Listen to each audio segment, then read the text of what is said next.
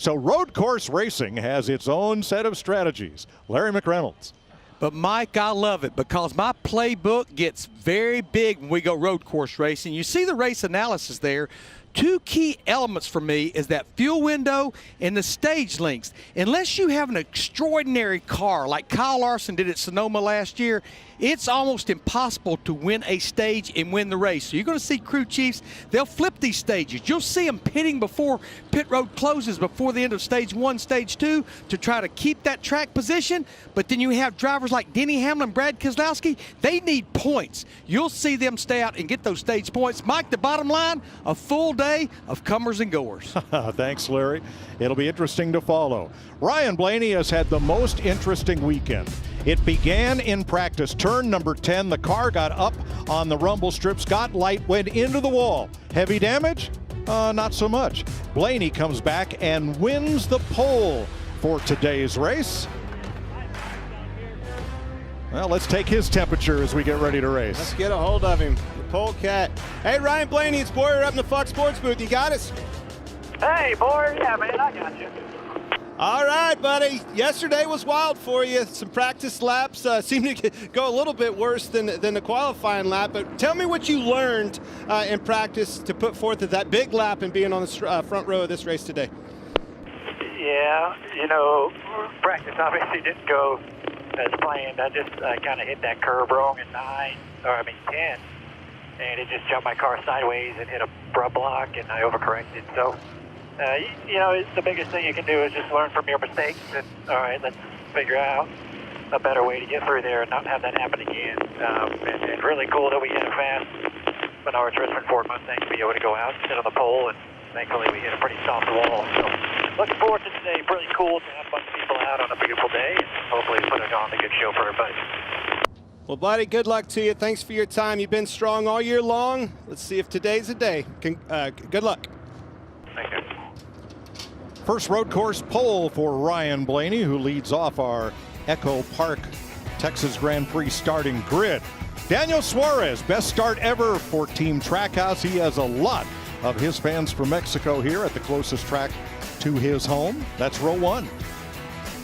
Row number 2, Cole Custer has his best Cup Series start. And last year's pole sitter, Tyler Reddick, runner-up in our last road course race at the Roval. Alex Bowman ran the trucks yesterday, finished 8th here last year.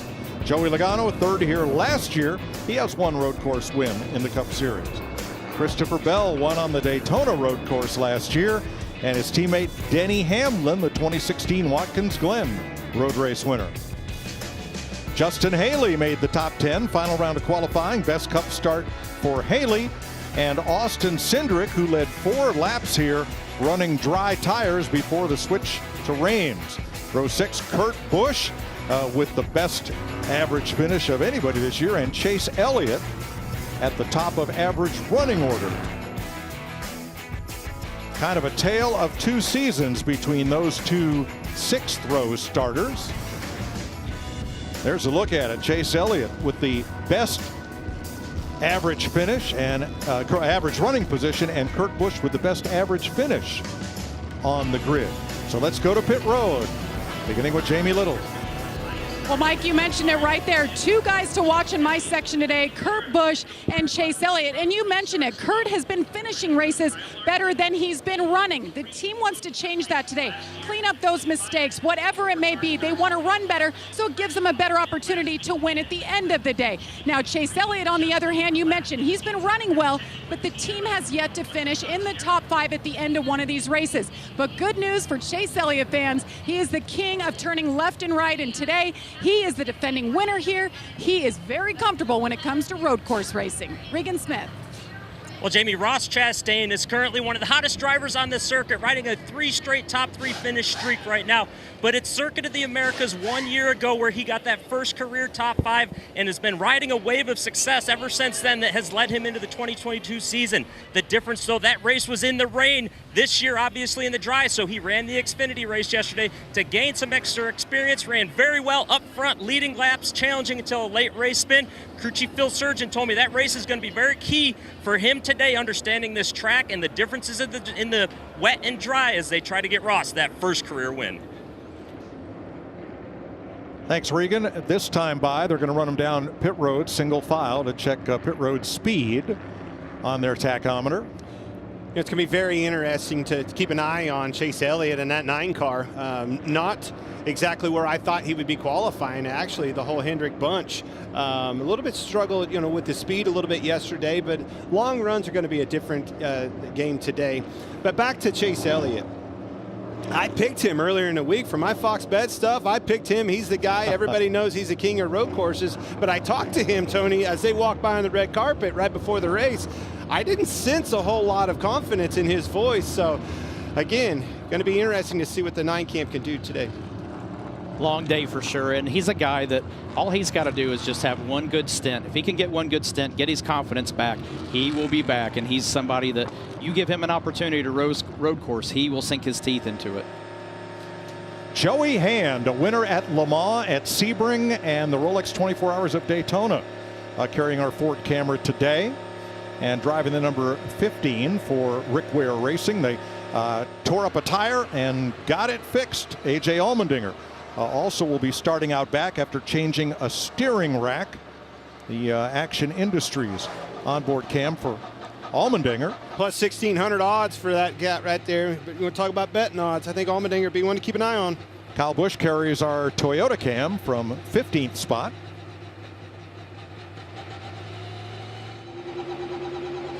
And Chase Briscoe, the Mahindra Tractors cam. Another good one with odds right there, as you can see, plus 1,600. Comes from a lot of road course racing in his background. Yeah, a dirt driver, but he's spent a lot of time with Ford. Ford has developed him on the road course side. And the Monster Energy cam rides with Kurt Busch from 11th starting spot, and bumper cam there. Man, I tell you what, that's even better odd. I don't know. I think I'll take him. That's good finishes there so far. You already said it, Mike. Austin Cindric with a top 10 start here. Remember, he led this race 1 year ago. And that's a Ford onboard camera as well. 24 shifts per lap, hopefully made easier with the sequential shifter and a 5-speed gearbox. There you see up the hill in 4th gear, down to 3rd, 2nd, 1st gear, up to 2nd as you keep coming downhill to 3rd, 2nd all the way through the S's, down to 1st, all the way up to 3rd, out of the hairpin, 5th gear. Only place you use it on this track. And back down into the stadium in 1st, the carousel in 2nd, and then get your speed on for turn 20 and up that hill. And you can just see how busy these drivers are all across the racetrack, and that's why you're so worn out after this. There's just no place ever to take a break. Joey Hand did not get to qualify, so he's in the back along with Andy Lally, whose car failed inspection and did not get to qualify. Others for adjustments. Daniel Suarez from the outside pole. I don't think they needed a pep talk before they rolled off, but they got one. Do your job. Good day to have a good day. Let's go, guys. Heck yeah, buddy. Well, thank you guys for all the hard work. Everyone back at the shop and for the Rockets. They just finished the job. We can do this. Today we can do it. A lot of confidence. Yes. Should be. Rightly so. Yes. The all-new 300-plus horsepower Toyota Camry TRD will lead the field. Toyota headquartered here in Texas. And driving the pace car, WWE legend The Undertaker. You'll see him take his place in the WWE Hall of Fame and see all the WWE superstars next weekend, WrestleMania 38. Who live thought from AT&T Stadium in Dallas. He's from Houston. Can you imagine putting that guy behind a pace car? He can go out there and do whatever he wants. There ain't nothing you're going to say to that man. Well, he's going to take a Toyota and just sit there and use it like an aluminum can and just crush it. Made it go away. They do that easy. 2 more turns and we come around to green.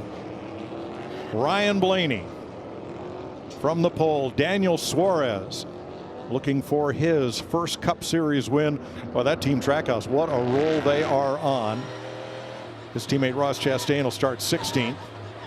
You're riding in row 5 right there, or row 6 with Kurt Busch. Watching these cars warming their tires up, getting the brakes warmed up. Allmendinger coming clear from the back. Again, a race that's just full of unknowns, just like this season's been.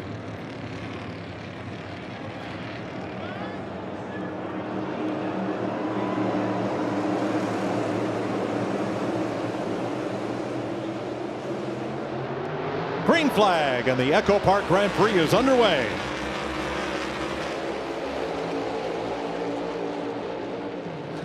You can already see him fanning way out.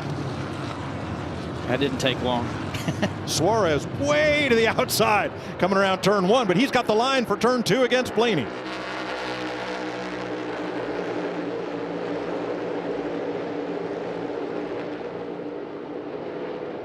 This is one of the most technical sections of the track. It seems like the corners are very symmetrical, but the further you get into them, the tighter they get, and then you get off-camber corners like this. So a very, very technical section of the racetrack. Tyler Reddick into third. Cole Custer fourth. You just said, I heard you, that Tyler Reddick. As soon as I heard you say his voice or his name, that's the first time I've heard it, and I'm telling you, he was fast, set on the pole last year here in the dry, and I think he's going to be a factor today. Suarez takes the inside. Blaney crosses him under. Can't get it back, exiting 11. That's that passing zone exiting 11, or getting into 11, just like we were talking about. Here comes another passing zone. Massive speed down this straightaway. Tony, you said clear down to 45 mile an hour. Fifth gear to first gear. And who can utilize the brakes the best? This is where a lot of time is going to be made up today.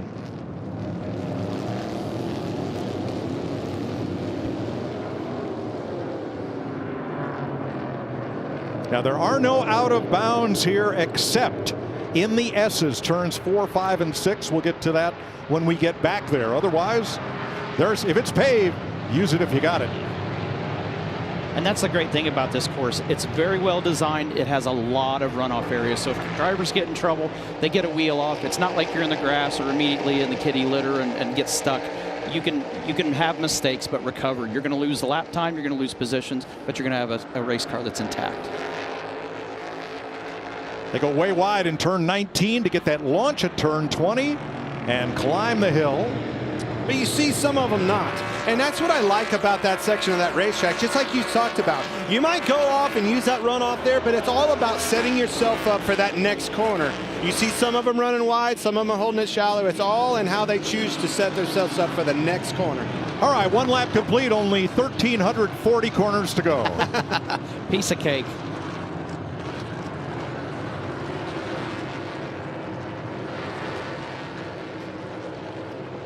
So as you come down through the S's there, they don't want you to cut the course. That red and white striped area, those are the rumble strips, and that is part of the racetrack. But if you get to the inside of that with all 4 tires on the red pavement, you have cut the course. You're out of bounds. You're going to have to do a pass through down pit road. Yes, all 4, 5, and 6, all 4 tires underneath that red-white hash that you see on there. You have to stay at least the 1 set of tires on top of that. And that is only for the S's turns 4, 5, and 6. Second place, Reddick. Had a look inside of Blaney. Not that time. Had a lot of guys commenting on how loose their cars were in practice yesterday. Some of them making some adjustments. You're going to have to make some of those adjustments. How about this, boys? Just talked about it. The old police are already out. Got to check a ticket out. 27 car. Loris Hezemans, champion of the NASCAR Euro Series. Yes, that's an easy call. That's cutting the course. This is a tough thing about this racetrack. Usually when you have a rule like that, there's a runoff area where they can just stop and go. Not on this racetrack. They couldn't find a safe place to do so. That results in a pass-through penalty on pit road. Huge time loss on this racetrack. And that stop-and-go penalty historically has been a much smaller penalty if you think about the amount of time at pit road speed that you would take going the entire length of pit road. So it should be an incentive program to not do that. Yes.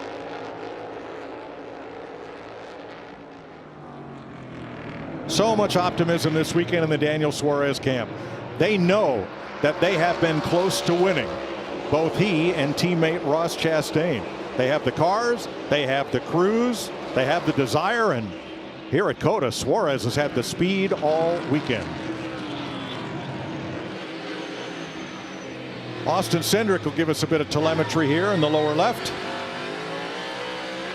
And we've got our whoop data. Yeah, look at the whoop data. Is that heart rate right there? 153 beats a minute. Some of these guys aren't athletes. 3.5, 4 hours of that, get you some.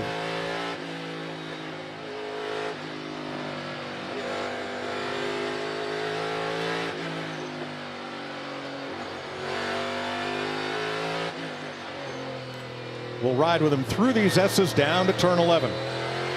The hairpin. You can see using those inside or outside tires or touching, you know, that red and white curbing. That's fine. First gear wide entry against Denny Hamlin here. Boy, Denny missed pretty bad there, Tony. Yeah, it's almost like he was content to tuck in behind Joey, but at the same time, you got to be careful. You got to be very strategic about not doing too much to break your momentum to allow somebody else to get underneath you as well. The other aspect of that is you're using different spotters here. One spotter can't get the job done. 3 different spotters. That may have been an instance of, man, he just wasn't comfortable hearing that new spotter in his ear, didn't like what he said, you know, whatever, and wasn't comfortable, gave that spot up like you were talking. Cindric moves up to 6th as Suarez leads Blaney. That's 0.7 of a second, first to second.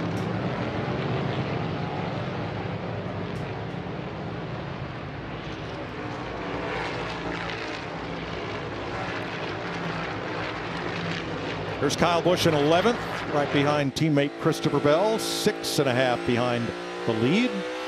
And Chase Briscoe back at 13th has had an off-course excursion. Watch the red car, upper left. Ooh. Oh, come back, come back.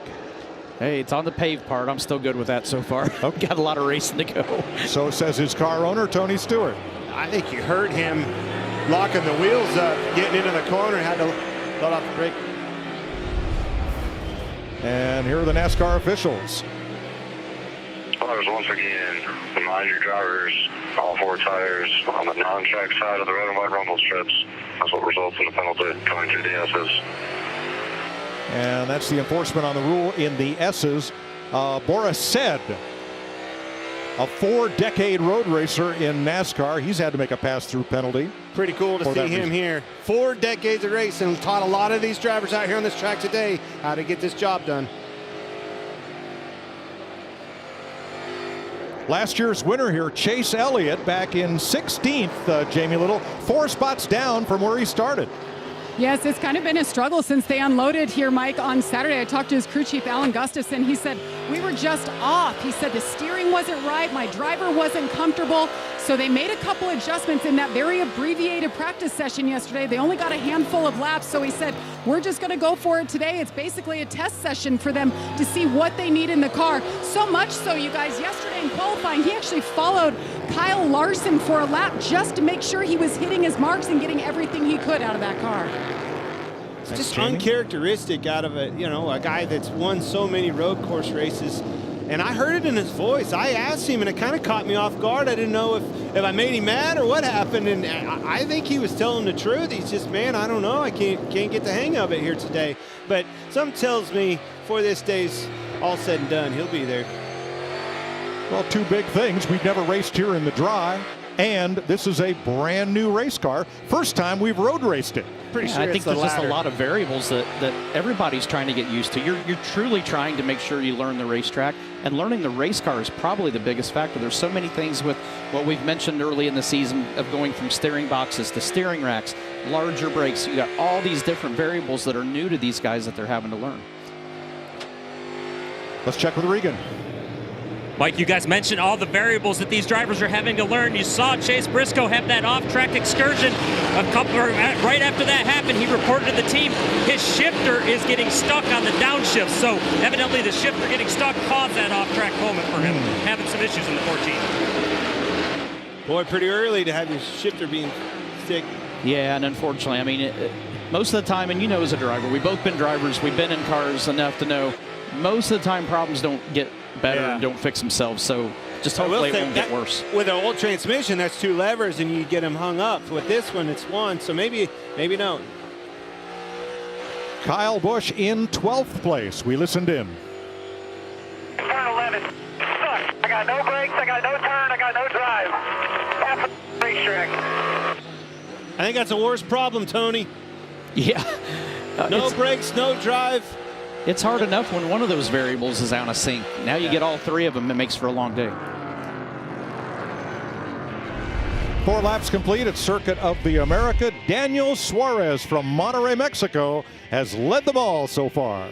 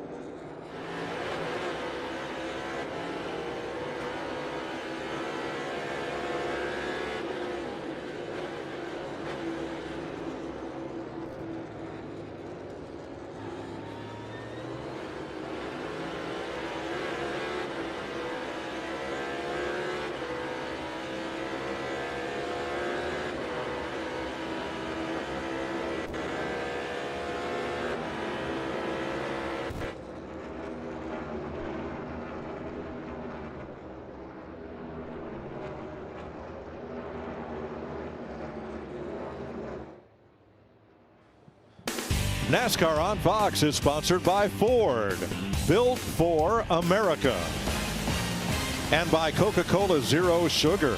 Is it the best Coke ever? 5 laps complete. Daniel Suarez has led them all from pole sitter Ryan Blaney.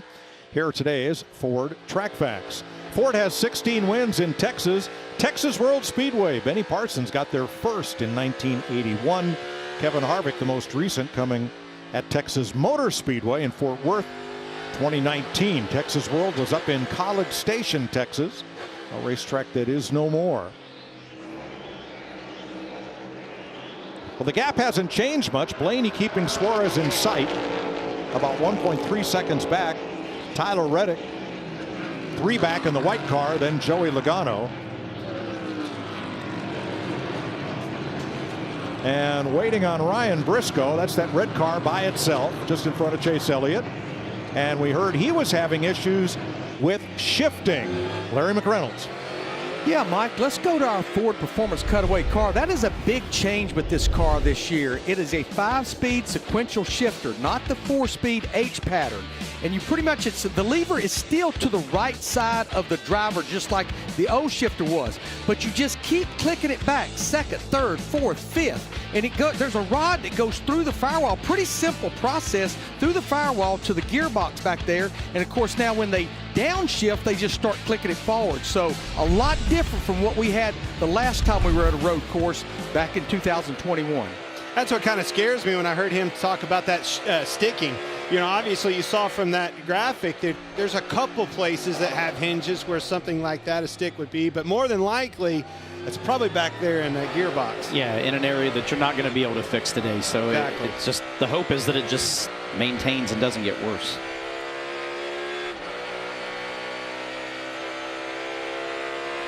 Well, let's bring in Jamie McMurray on the differences between shifting here last year with the 4-speed, this year with a 5-speed. Yeah, Mike, you mentioned it. We've got one more gear. Last year, about 13 times for what we saw the guys shifting per lap. This year, with the extra gear that they have, 20 to 22 times you're going to see them shift. And I know Boyer's not real good at math. I can't speak for Tony, but that's about 40% more that they're going to be shifting this year than last year. Tony doesn't start counting till it gets to millions. I wish. Now, A.J. Allmendinger, yesterday's winner in the Xfinity Series, had to change a steering box and had to start this race from the back. I'm this good at math. He's passed 9 cars already, which is the biggest mover moving up through the field, McMurray. And also going back to, you see how easy that shift was? No worry about crossing the gate, Louis. Just like, and this is a good point to see. He won this Xfinity race yesterday, Tony, with a 4-speed transmission. Now, sequential gearbox just going back and forth with a gearbox. The old days, those guys would have to worry about, some guys put a pad underneath their gloves, some tape around there at times because you would have massive blisters from shifting so much. But with this sequential gearbox, much easier to shift back and forth, just having to go, literally back and forth up through the gearbox and down. No missed shifts and no money shifts, going from 3rd to 4th and getting 2nd instead. Exactly, and that's the benefit to it. That's what saves our hands. The hardest part, as you know, was making sure that when the age pattern was first was up, second down, then 2nd to 3rd was up, over, and back up. So that left and right of making sure, like you mentioned, the gates, that was the big thing. The sequential shifter is way easier on these guys. It's just for these guys that have been old school racers for a long time of reminding themselves that the shifters are sequential and don't make that mistake going the other way. Well, Brad Keselowski's had a rough week, as you heard in the pre-race. A huge penalty for a body modification a week ago at Atlanta. That penalty is under appeal, although his crew chief is not here this weekend, serving out the first week of what would be a 4-week suspension if the penalty is upheld. So Brad's had work to do here, and he has dropped 9 spots since the start of this race. Following along right there, I've had a lot of people ask all weekend long. We kind of talked about it. Why do they have windshield wipers on? It's the perfect day. And the truth is, there's some juice to be squeezed there. They get pretty crafty with the size of those windshield wipers these days. Maybe some aero advantages, huh? Well, and it's still mandatory. No matter how good the day is, they are mandatory at all road course races. But you're right. I think everybody, we as an industry are always looking for every area that we can make better, make more efficient, or give us a little bit of an advantage or help somewhere. So utilizing those tools in every circumstance. Austin Cindric up 6 spots since the start of this race. Doesn't surprise me the bit. Very accomplished road racer. Look for him to be there at the end of this race. Completing lap 7 this time. He started out in Bandolero and Legend cars, running at Charlotte on what is now the Roval course. I don't know, riding along with him too. Listen to how strenuous this car is, or this track is on the engine. Just always ringing that thing out, staying in 2nd gear a lot through the S's. A lot of RPM at this track. William Byron right where he started, 22nd. Martin Truex -2 from where he started. And Blaney is making some inroads on Daniel Suarez's lead. He sure is. He cut about 4/10 off that last lap. And none of these guys ran this many laps yesterday. The total amount of time that they had for practice and qualifying, they barely ran, 12 laps I think total yesterday. So this is their first opportunity to really understand how much the tires fall off, and they're probably taking care of them as well. And going along that thought, I'm super impressed with how consistent of laps that these guys are running. Daniel Suarez within a 10th or so, and even Blaney right on his heels within a 10th of a lap every single lap. Very, very consistent. It's asking a lot out of a track with 20 corners. Daniel Suarez has led every lap so far as we take you, Fox, side by side.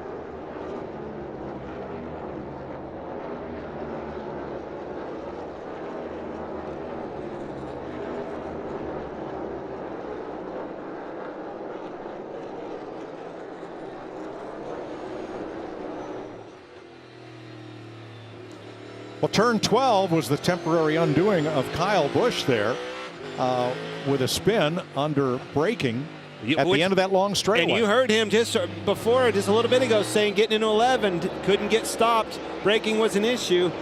Let's ride with him, see what happens. All right, let's ride along with Kyle Busch.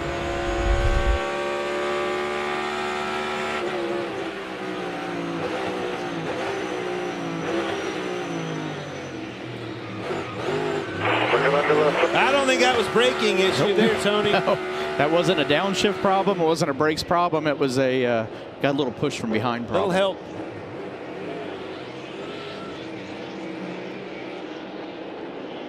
Kyle has recovered. He is now 27th. He was in position to win it yesterday. Got dive bombed on the green-white checker. He sure truck did. race. He had that race won, and well, not only did he not win, he didn't even finish second. I mean, they was 3 wide, pushed him out, opened the door for Zane Smith. Joey Hand started out back. He has gained 10 positions. And we're hearing over the radios a report of the Hendrick cars perhaps having overheating issues.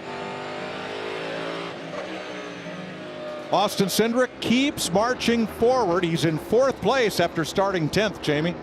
Yeah, Mike, you guys were talking about Austin and just all the road racing he's done. I mean, he's only 23 years old. He's raced all over the world, and talking to his crew chief, Jeremy Bullins, he told me that is our strength, how good he is around these types of tracks. In fact, you guys, a little note, back in 2014, right about there, he raced in Rallycross in the X Games, and he made the podium, and today he was wearing the medal. It's a belt buckle. As he goes around Tyler Reddick, he was wearing the belt buckle for a little extra inspiration today.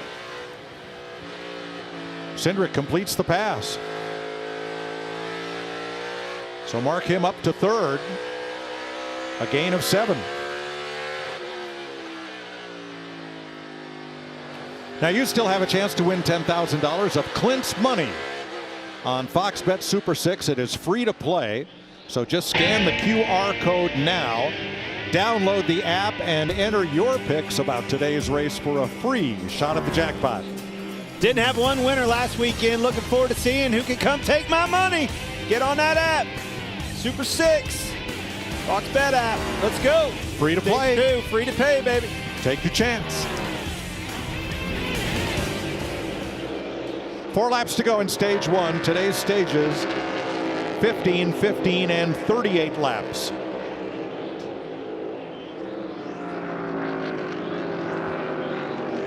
Regan? Mike, A.J. Allmendinger having a very good run so far. Matter of fact, up 13 spots right now since the start of this race. Told me before the race started he had concerns about how he would be able to pass because of the new brakes on these cars. The braking zone's way deeper into the corners. Some corners are 100 feet, some corners 50 feet. He said he thought it would maybe make it more difficult for him to make moves for the field. Evidently not right now. The only thing he's worried about in that race car, the temps are climbing just a little bit, so perhaps a little issue there. Very warm day here in Texas. Allmendinger chasing Bubba Wallace down to turn 11. 11th place, Chase Elliott, won by Denny Hamlin. Larry Mack? Yeah, Mike, this is where the strategy starts kicking in. Remember, they close pit road with 2 to go at the stage, and when it closes is when the leader crosses the start-finish line with 2 to go. So we have another lap before that happens, but if you're on back in the pack and you're going to pit before they close pit road, you're going to have to come this lap. If you're up there near Suarez, the leader, you can at least run one more lap. If you're going to pit, if you're going to flip the stages like I talked about before the race started.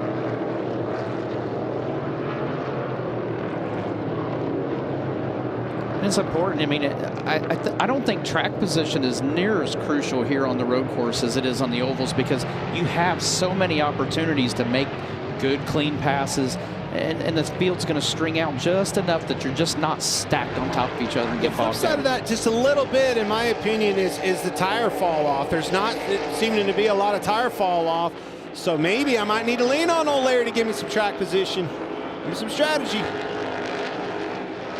We saw Kevin Harvick there in 15th, and Alex Bowman got by Tyler Reddick a lap ago, and now he's making a run at Austin Cindric.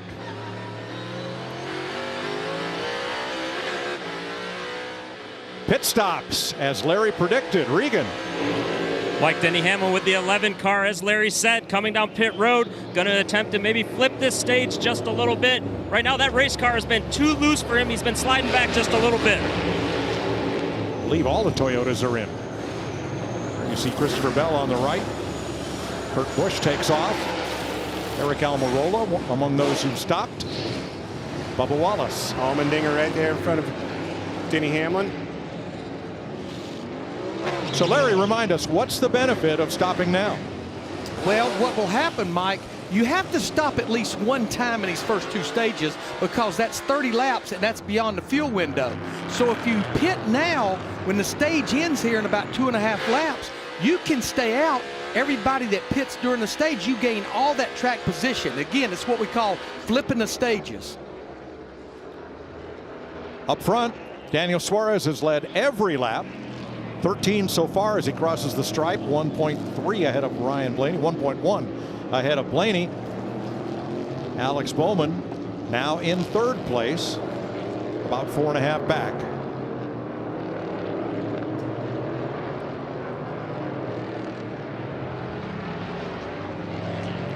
Bowman was one of 3 drivers with Stuart Friesen and Kyle Busch who had a shot to win that truck race in the 2-lap shootout yesterday. And you see these 2 guys right here. You saw Alex Bowman in the 48 pass the 2 of Cindric. By far the 2 fastest cars on the racetrack. The only 2, as a matter of fact, in the 14-second bracket. 2-minute 14, that is.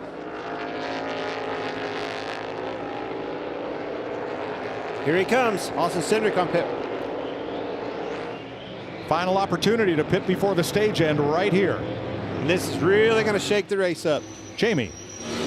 10th to 4th for Austin Cindric there in the opening laps of this race. Remember, he led 4 laps here last year when he was a rookie. As they work the left side, he has not said a word on the radio. Very comfortable, very focused. Meanwhile, Cole Custer had his best qualifying effort ever. 3rd in this race is in. You see him right there in the 1 Cure car, a little chassis adjustment and 4 tires. To you, Regan. Tyler Reddick in the 8 car right now, just sliding the rear tires a little bit too much, that race car. In particular, the turns 13 to 20 section of the racetrack, struggling with that car some.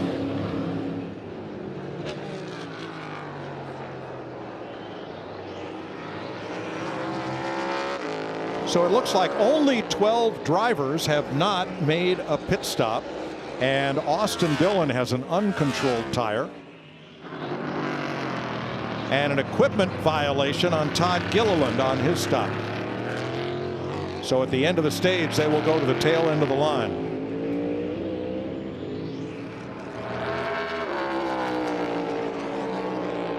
You heard me talk about not a lot of fall off at all. I mean, basically from his fastest lap, about a half a second of fall off of Suarez, the leader.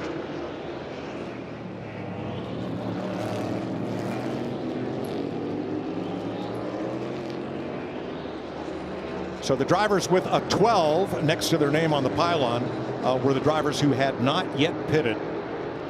And they go down to Harrison Burton in 9th, along with Stenhouse, Keselowski, Balicki, and Cody Ware. And Andy Lally. Those drivers have not made an appearance on pit road. Because of the lack of fall off, the good thing is whether you had to pit with 3 to go or 2 to go in the stage, it's not such a drama because without tire fall off, you're just pitting a lap earlier basically. Okay. Oh, that would be an uncontrolled tire as it rolls off into the next pit. Man, he didn't really look where he was rolling that thing either. He just assumed it was there and a little bit off, rolled right in the pit box in front of him. So as you see in the map at the top, the 2 car of Austin Cindric is the first in line of the cars that pitted. And you see the gap from Daniel Suarez back to Cindric, which now is about 40 seconds. Andy Ross and Cindric, just ride here, protect your tires, don't lose the spot, but save as much as you can because we're obviously going to stay out. He has about 2 seconds on Tyler Reddick. Yeah, there's nothing you can gain going forward at this point. All you're worried about is just not losing positions. You can't gain. You're going to gain those in just a second when this caution comes out at the end of the stage. Final lap of stage 1. Daniel Suarez has one career stage win, and not surprisingly, it came on a road course, Watkins Glen, in 2017. He began racing in go-karts on road courses in his native Mexico. And I'm telling you, I'm a believer. Trackhouse Racing, they're established. I mean, we're 6 races in. I'm considering them established with the front runners. They've made a believer out of me time and time again, week after week. We're like, well, maybe next week they'll fall off. Hasn't happened at all. Justin Marks right there, the team owner. Great job establishing not one team, but 2 really good teams. That's right, Cowboy. Good job. Happy birthday, Justin. He celebrated on Friday. Well, he's liking what he sees. Yep. Maybe Daniel Suarez, Ross Chastain can deliver him a win here today. And while we're at it, happy birthday to NASCAR Hall of Famer Cale Yarborough. It is his special day today outside of Darlington, South Carolina.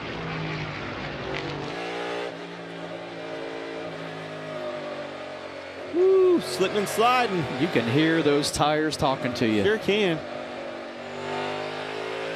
You think that's that sidewall?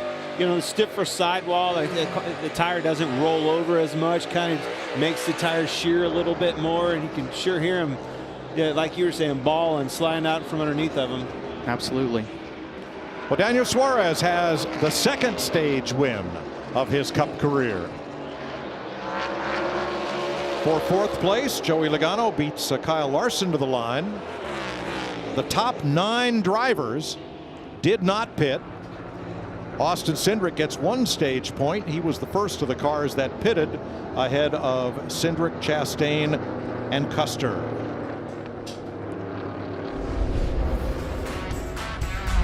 Daniel Suarez walking the walk at Circuit of the Americas.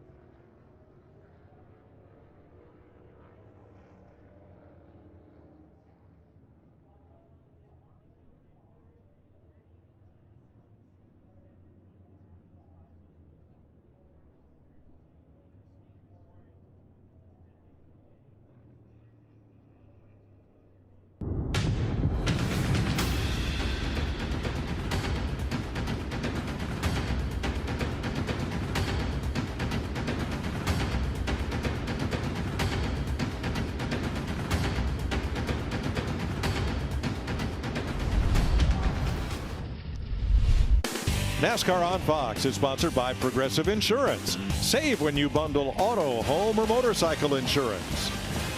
And by Credit One Bank, the official credit card of NASCAR. 15 laps in the books at the end of stage 1, a caution-free stage in which Daniel Suarez led every lap from Ryan Blaney, Alex Bowman, Joey Logano, and Kyle Larson. All the top 10 that you see got stage points, and the only one of those that has been to pit road is Austin Cindric in 10th. Joey Hand there among those that made pit stops toward the end of the first stage. In 32nd, A.J. Allmendinger in 19th after making his stop. And Kurt Busch, 22nd. And there's 10th place Cindric.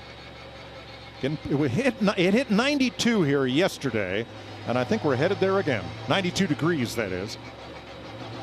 Well, boys, if you could see the way I look underneath this suit, I was set up by the pool a little too long. Look like a lobster. All right, guys, if we see one of those leaders stay out that hadn't pitted, they're going to stay out. They're going to do this race on 2 stops. Jamie Little. And Kyle Larson in his pit box said he's lacking some side bite. They're going to try to help that by adding air pressure in the rear tires. 4-tire stop here.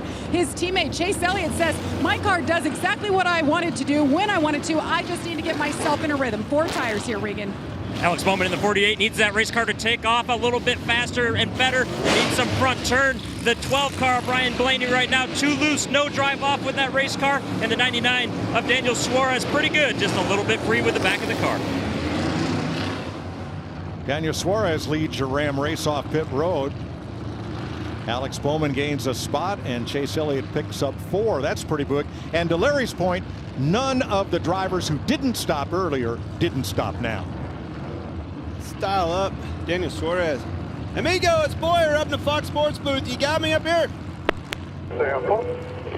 Man, stage 1 winner. Holy cow, you've got some speed in that hot rod. What are you going to have to do to bring a win and deliver a happy birthday to your boss today? What's up, amigo?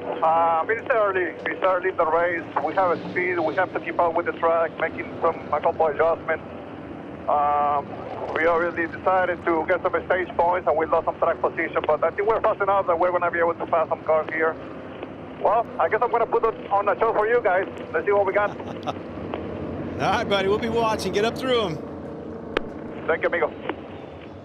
Daniel Suarez, after pit stops, will restart, I believe, 20th. We'll check that when we come back. But Suarez is your stage 1 winner.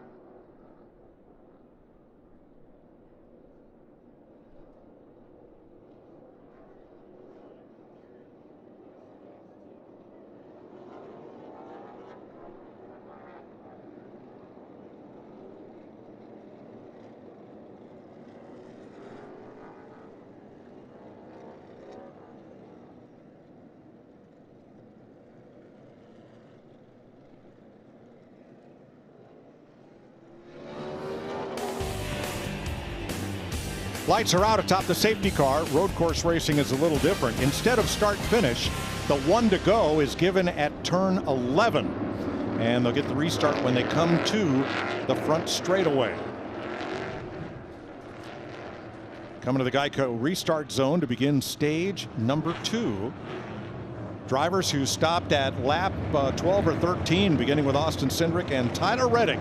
Ross Chastain and Cole Custer will lead them back to green. Here they come to the Geico restart zone.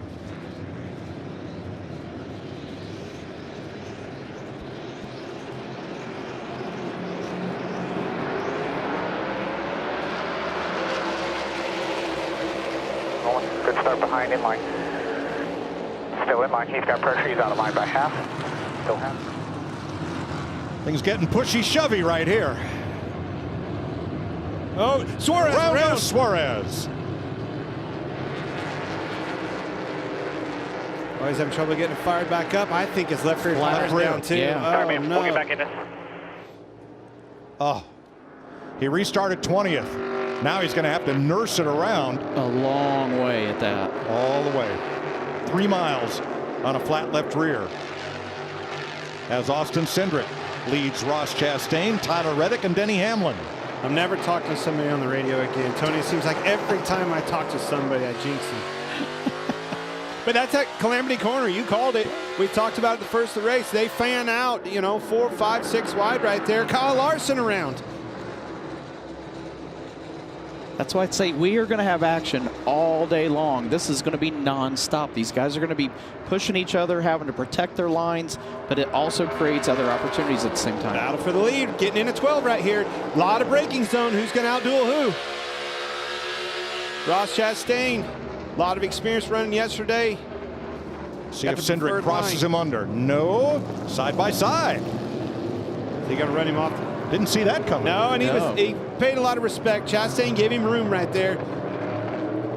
In my opinion, maybe too much room. Now he's wide. He's going to get past twice. Yep, Tyler Reddick to second. This is that section that we like, that's first gear, and everybody has so many different lines. It gives these guys opportunities to move around. The line you want to run for speed is probably not the best line in traffic. You have to protect yourself. Somebody's going to dart in a hole pretty quick. Tyler Reddick gets loose. Enabled Chastain to get back under him. I love that part of the racetrack, man. Suarez is battling, trying to get that left rear limp back to the pit area. Doing a lot of damage to that back diffuser. Wow. This second place battle won't quit. Now, finally, Reddick edges ahead. I think everybody's learned, got a little more confidence. They know where these passing zones are. Confidence in knowing what their car is going to do now. See another dive bomb by Chastain. Everybody knows once you get established and kind of get in your run, get spread out, harder and harder to pass. And I don't know about the new brakes because you and I both drove it at a quarter-mile track, but historically, having cooler brakes gave you the ability to go a lot deeper in the corner on restarts. So it's always an advantage to have cooler brakes. Sure. Reddick lost his momentum, got passed by Denny Hamlin for third. And let's go back to turn 1. Daniel Suarez, right of your screen, restarted 20th.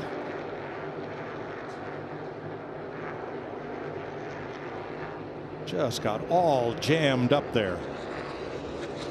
Yeah, it's 5 wide. And again, you're trying to give those guys room, which he did.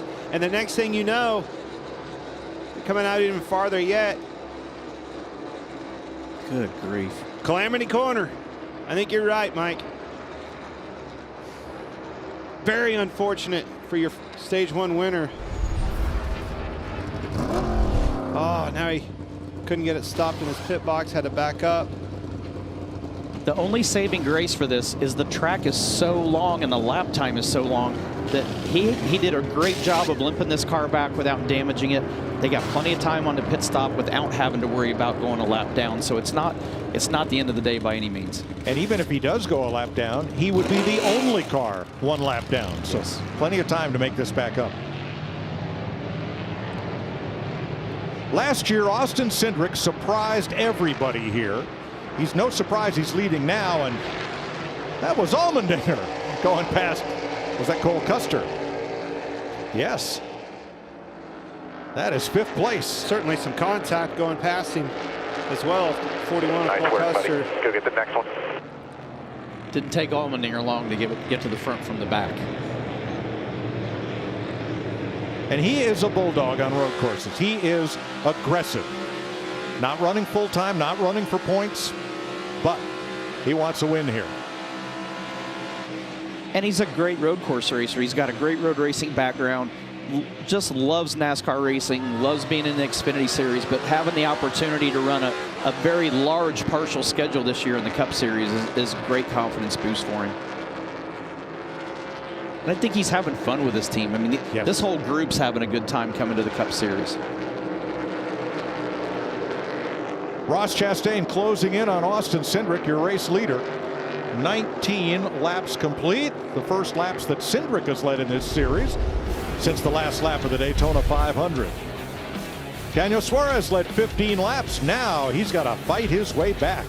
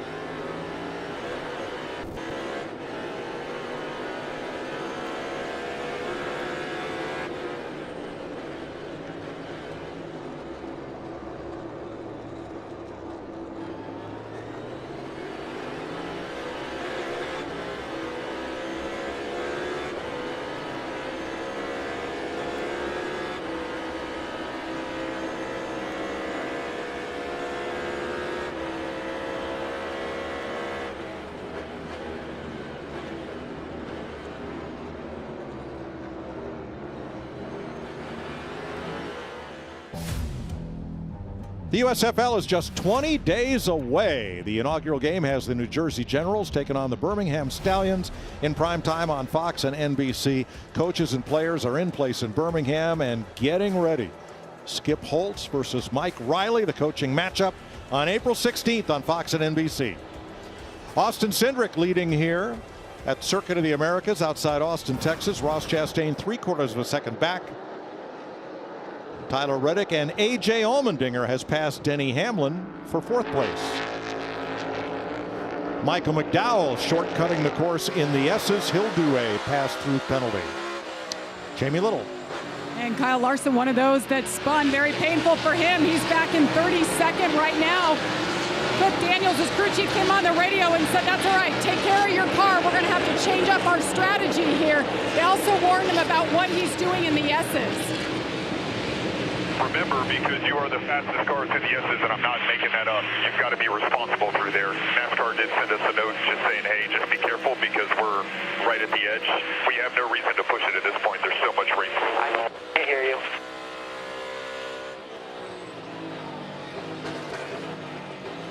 Kyle Larson inside of Kurt Busch and makes the pass.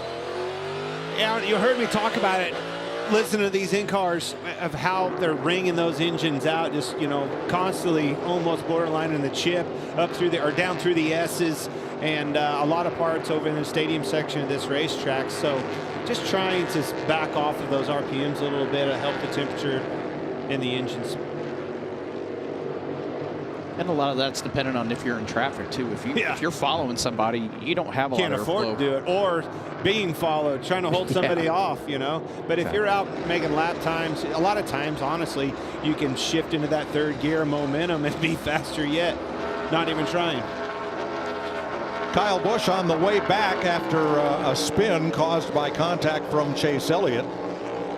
He was in 10th, but Eric Jones, one of a number of cars who started out back for unapproved adjustments, climbing up into the top 10. Now all of the first 14 cars, back to Joey Hand in 14, all made pit stops prior to the end of stage 1. The first of the cars that pitted at the stage break is Chase Elliott in 15th, ahead of Logano, Bowman, Haley, and Briscoe. I love this section of the track. We brought a two-seat car here, and this was the part of the course that I had the most trouble with. The entire time I was here, I never could get a flow for it. Daniel Suarez, who had a tire cut down on the restart, he is in 38th. He is still on the lead lap, and his last lap was just as fast as race leader Austin Cindric's. So do not count him out.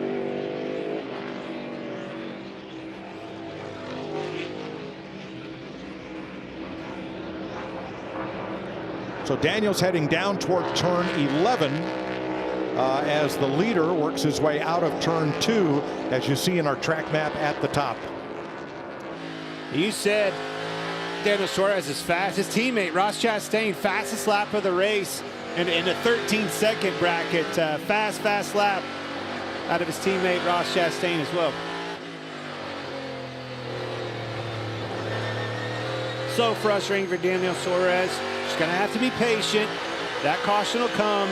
You'll get a chance to re-rack, get reorganized, get tires, reestablish in this race, make some passes, maybe some strategy, and get yourself back in. There are your leaders.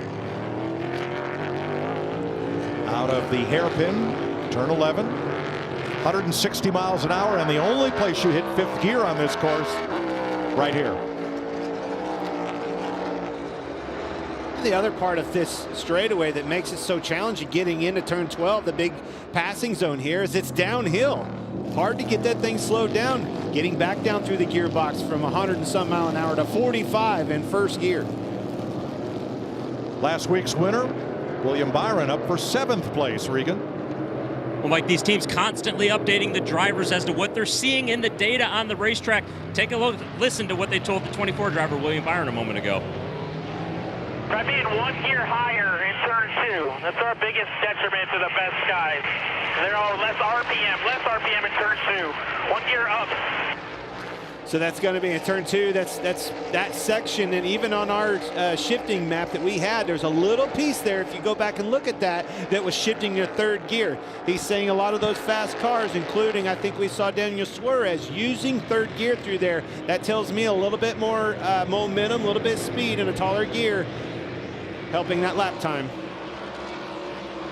Xfinity fastest lap of the day, Ross Chastain, 91.6 miles per hour.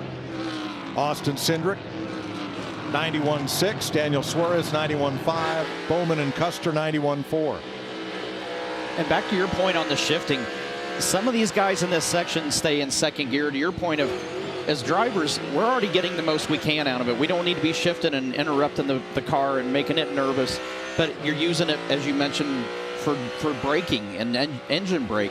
where sometimes in third gear, you can carry momentum and getting back into throttle, it's just a little easier on the tire. It's not as easy to shear the back of the car loose. Well, the other aspect of that, too, is those temperatures that we hear him talking about shifting. That's going to help that. 26th place. Kyle Larson trying to get past Ty Dillon. Digging himself out of that hole. We saw him backwards the first lap. And we have Cody Ware and Loris Hezemans, who were nose to tail, shortcutting the S's. Hard for that car behind to see where you are. I mean, positionally. So they both got nabbed. 11th place, Kyle Busch, Kevin Harvick. And just ahead, Chris Buescher.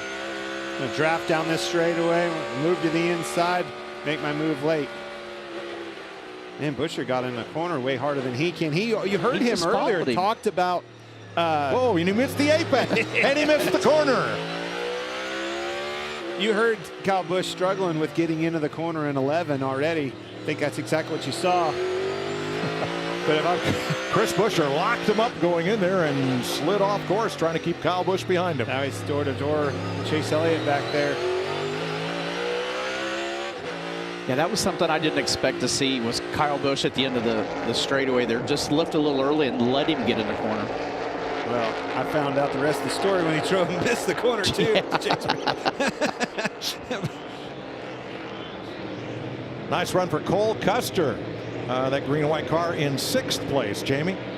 Yes, Mike, it's been a smooth day for this 41 team. Cole Custer had his best ever qualifying start today, started 3rd, and he credits a lot of that to running in the Xfinity Series yesterday. Sure, not a lot transfers, but he said just getting his rhythm back on a road course was a huge help to him. He finished 3rd, and right now, Tony, he's your best running car. So far, so good.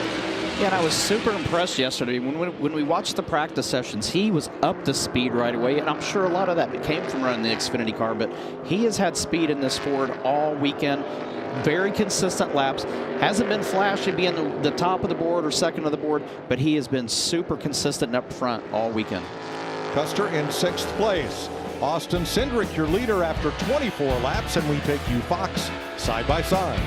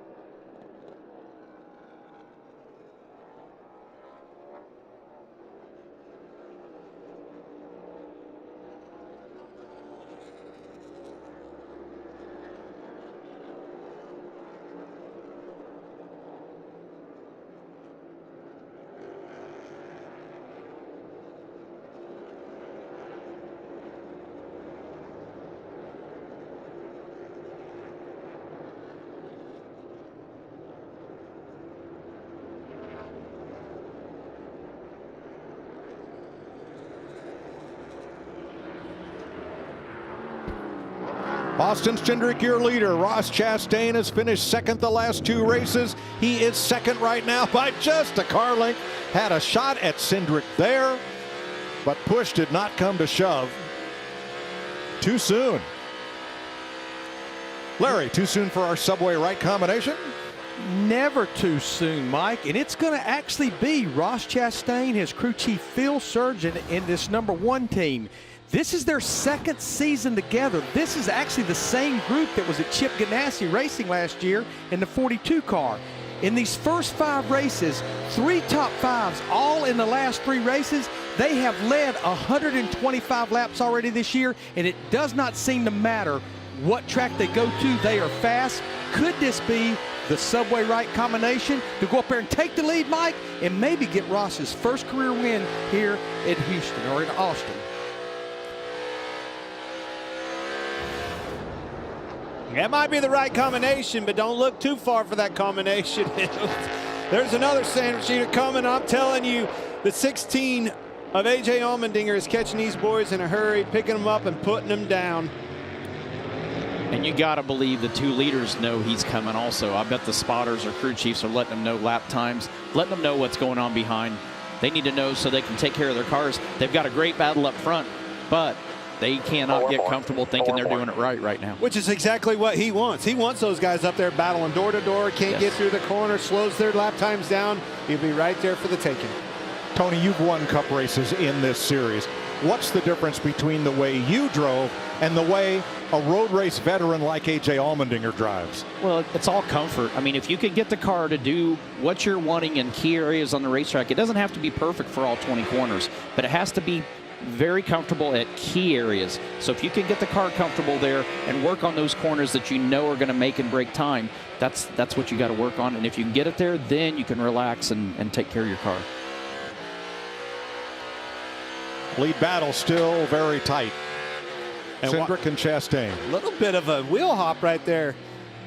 And that's something that these cars with independent rear suspension kind of did away with, but I heard it was either brake lock up or some wheel hop up. Nonetheless, you could see Chastain get closer to him. And the reason is, look over your shoulder. Stage 2 is almost over again, Tony. 4 laps to go. Another opportunity at some of these guys. Let's see this race flip-flop again, Larry. You talked about it. 2 to go. Those guys pitted.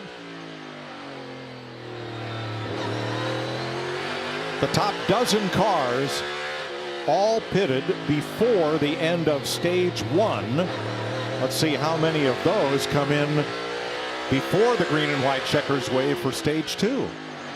Look at those heart rates. If you're back in the pack, you're going to have to come this lap. You're going to have to come. You see it. And Austin Cindric still pumping, man, right out almost 160 beats per minute. It's been that way since we dropped a green flag. Ross Chastain, same way. And the crazy thing, being inside the car like that, you don't even realize your heart rate's that high. You feel like you're in control, you're comfortable, you're in a rhythm, and you feel like you're relaxed. And then we get to look at the monitor here and look at the beats per minute and go, yeah, that's a workout. Now, Tony, hang on just a second. There's nobody listening that's ever seen you. There's no way if we had a heart rate monitor on you back in the day that was going that hard. I don't believe it. I don't know if I'd have wanted to drive working that hard. Somehow, with your talent, you didn't have. All right, Christopher Bell is in, and that means the other Gibbs cars are likely coming with him. Pit road getting kind of busy here. Martin Truex,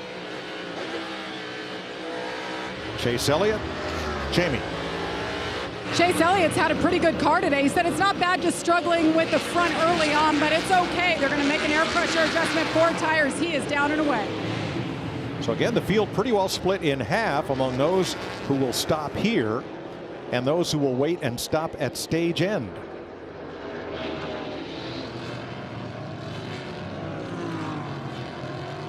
So one of Clint's questions for stage 2, you're trying to win, is $10,000. Where will our pole sitter as the lead change? Let's follow the lead change. If it happens here, nope, Chastain with a run. He was side by side, didn't get it. Where's Ryan Blaney, our pole sitter, going to be at the end of stage 2? He is currently 10th. That's one of Clint's questions. Man, I'm telling you, these questions are tough, especially where the racing is. Speaking of tough, I'm telling you, under braking, Ross Chastain in that one car, he's been strong. That's something I noticed that they were able to do yesterday and even today. This was coming into turn 11. coming down the hill. You can see it all under braking. And doesn't get himself in a bad position under there where he's locking the left front up because he's having to overdrive it. I mean, he's very controlled in the braking zones, which is impressive right now. Side by side.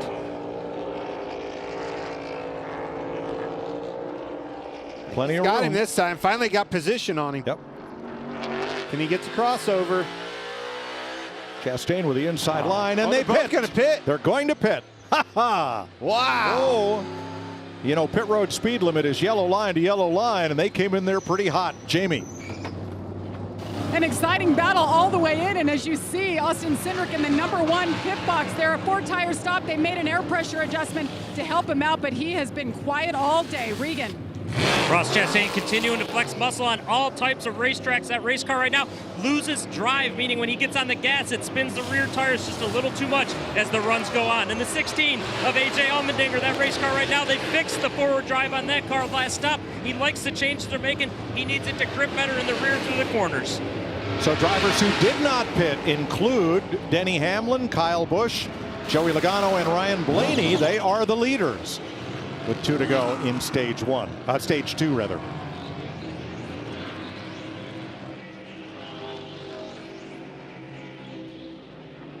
William Byron, too fast entering pit road. He will go tail end of the field for stage 3. We talked about you don't want to go to the back. You don't want to have to try to fight your way through. When it comes to the flip-flopping of do you pit, do you run out and get the stage points, at the end of stage 2 on a road course, I want to have that track position. Yes. I don't want to have to come from the back. Absolutely. Stage 1, you don't mind giving it up to get the points, but absolutely at the in the stage 2, you want it. So Christopher Bell was the only Gibbs car to come in there. So here are your Toyota top performers. Denny Hamlin and Kyle Busch 1-2. Bubba Wallace in 10th. Kurt Busch in 17th. Bell and Truex came in there 20th and 22nd. They both pitted.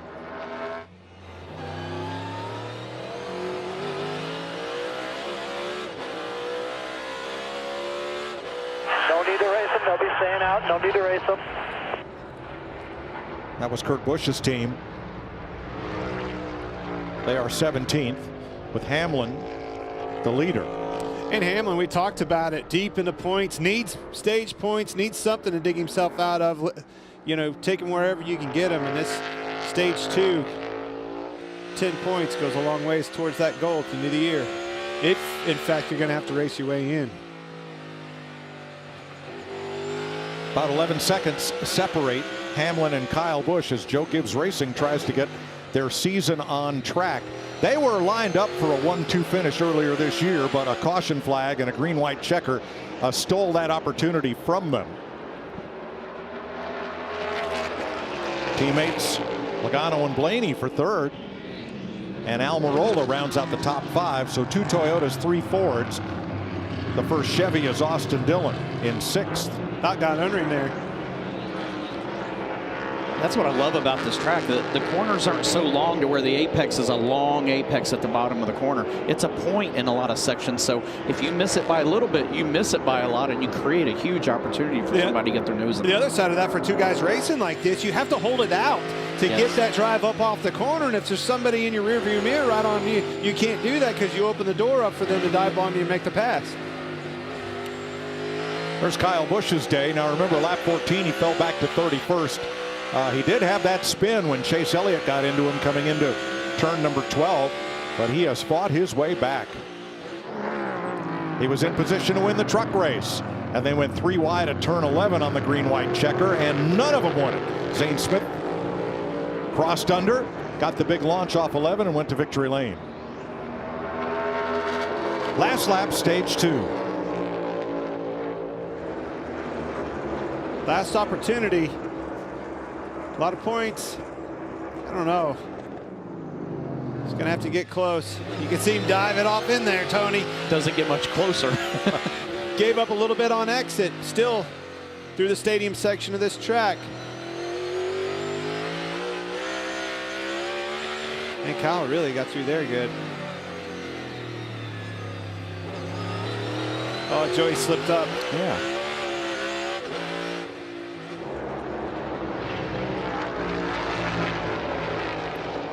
he's going to hold him off.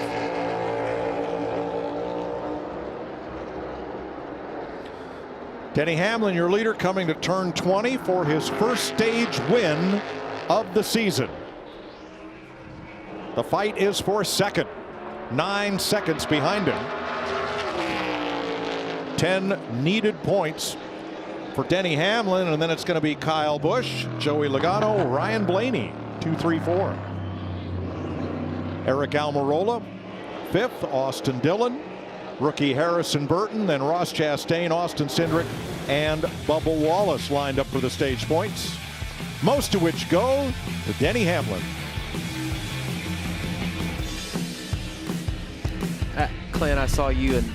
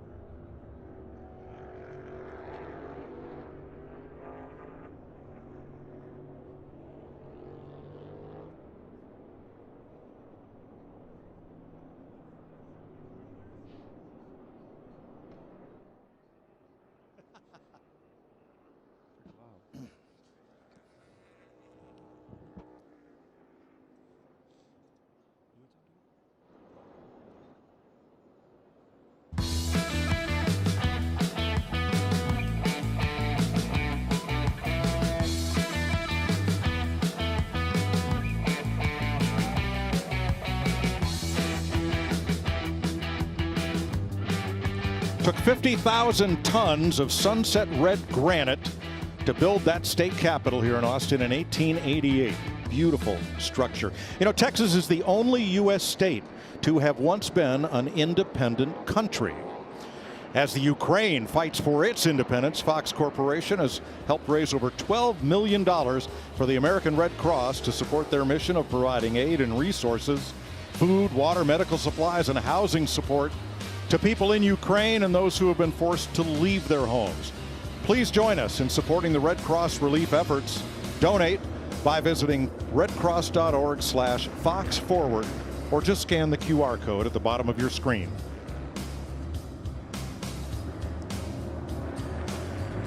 Pit road is open the end of stage 2, and here comes Hamlin, Kyle Busch, Logano, Blaney, and the rest of the leaders. Not Joey Logano and Blaney, they stayed out. Jamie.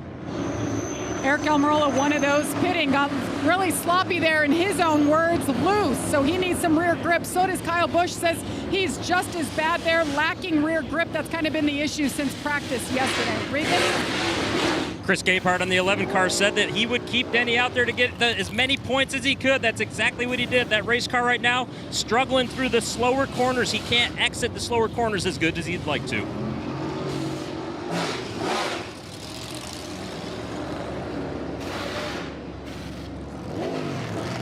There's your Ram race off pit road. Hamlin and Kyle Busch and Almirola in first out first with Austin Dillon, whose brother Ty picked up 2, and William Byron picks up 3 spots. Hey, Denny Hamlin, it's Boyer up in the booth. You got us? 10-4. Man, got you some much needed stage points there. Hottest day of the year so far. I was curious about the track conditions, if there's any part of the track that you're struggling with more than others out there. Mostly it's turns 1 through 20. Well, obviously you're not struggling near as much as any of them. You won the stage, but honestly, passing zones, braking zones, some of the tighter sections, is there anything that stands out more than others? Yeah, I mean, I think I can continue to work on the braking side of things, get more aggressive. The tighter corners, it seems like I'm having issues, or I feel like I'm having issues getting it turned and then accelerated, but it seems like we're losing time, possibly another spot, so just keep working on it. That's all right, buddy. 1 through 20, only 20 turns. Good luck, bud. Only room to go up. Denny Hamlin, your stage winner. And by Indeed. If you need to hire, you need Indeed. 31 complete, 37 to go. We begin stage 3. Caution-free race so far, except for the stage breaks. Joey Logano and Ryan Blaney have not been on pit road since lap 16. Everyone else pitted just before the stage ended or during the stage break. So the 2 Penske Fords lead them to the Geico restart zone. On old tires, by the way, in the 1, the 2, and that's 16 and Allmendinger. I'm looking for them to pounce and pounce fast. They're going to try.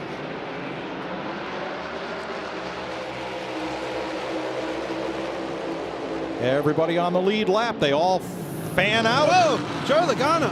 And funnel down without Logano. Logano hit the brakes, and that thing took a hard right. And he ends up 12th, and Blaney gets shuffled back as well. The only thing I can think of, Tony, is it had to have locked the rear brakes up. But how that thing went right instead of left, that was very odd.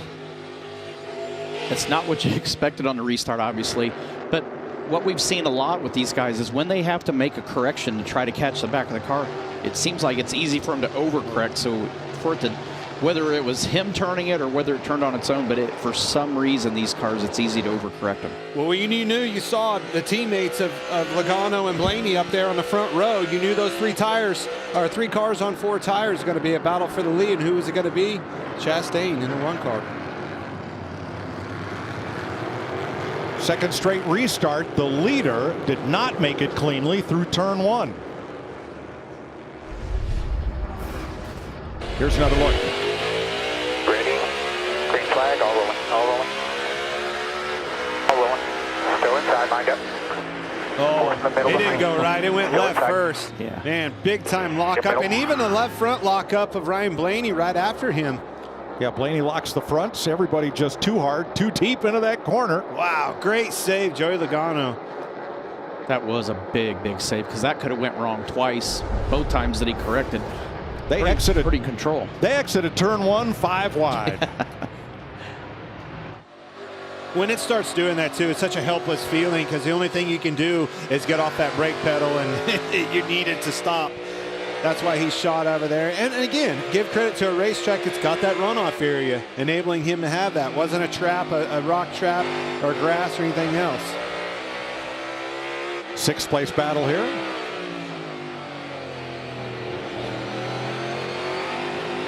All clear, all clear. By half. That was out of turn 20, back to the front straightaway. And Bell comes right back after him. And now he's reestablished on the inside in the right position. May see another crossover. But I think Christopher Bell's going to hold him out. Make sure your brake pads are on. The things I've been noticing is on the exit of these corners, you can see the dirt flying. Oh, Joey Hand goes around. Take it to the top of the hill in turn 1.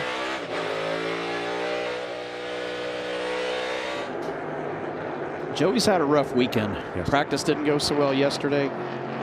Some issues today.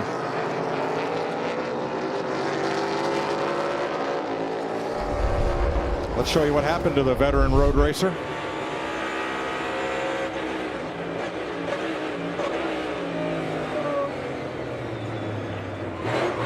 Left side quarter, left side quarter. I'd say the 10 turned him around. Yes. And Austin Cindric has spun.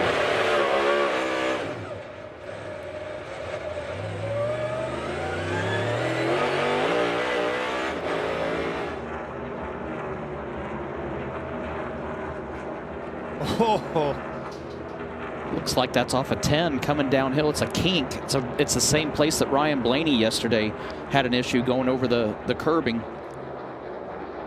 I think he the same exact thing as yesterday. Thing as his teammate. All right, let's ride with Cindric and listen here. Whoa, that was close. So close to Christopher Bell. And caution is waving for debris. On the throttle, bottomed out. You heard that big smack, and that's where that chassis is hitting the ground and just unloads the rear tires, and you're going to lose grip that way, especially downhill. So close to hitting the wall. Caution's out. It's going to help him a lot. But that's exactly right. The car bottomed out. First caution for cause here. Well, the two drivers who have led the most laps have both had spins today.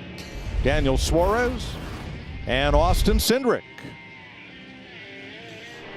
We're under yellow in Austin.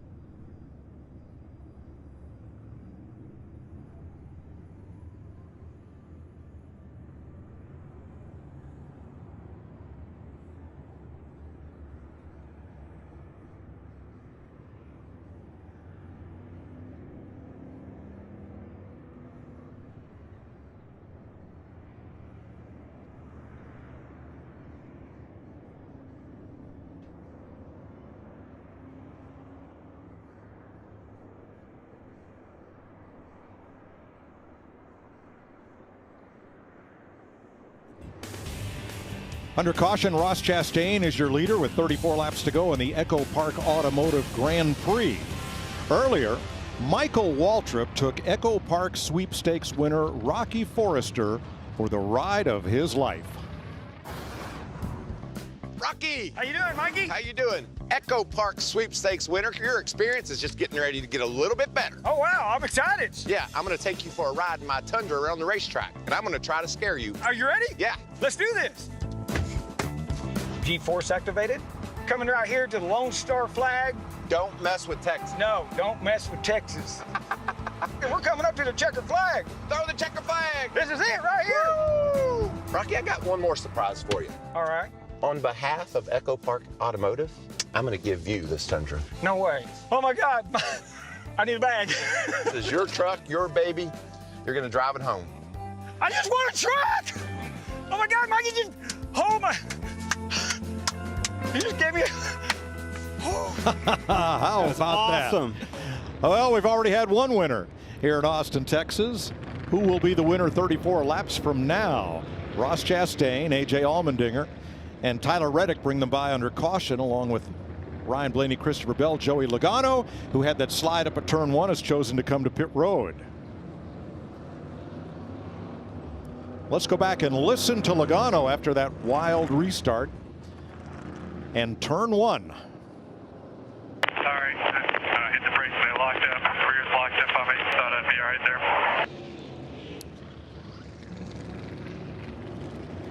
Well, we knew that. Yeah.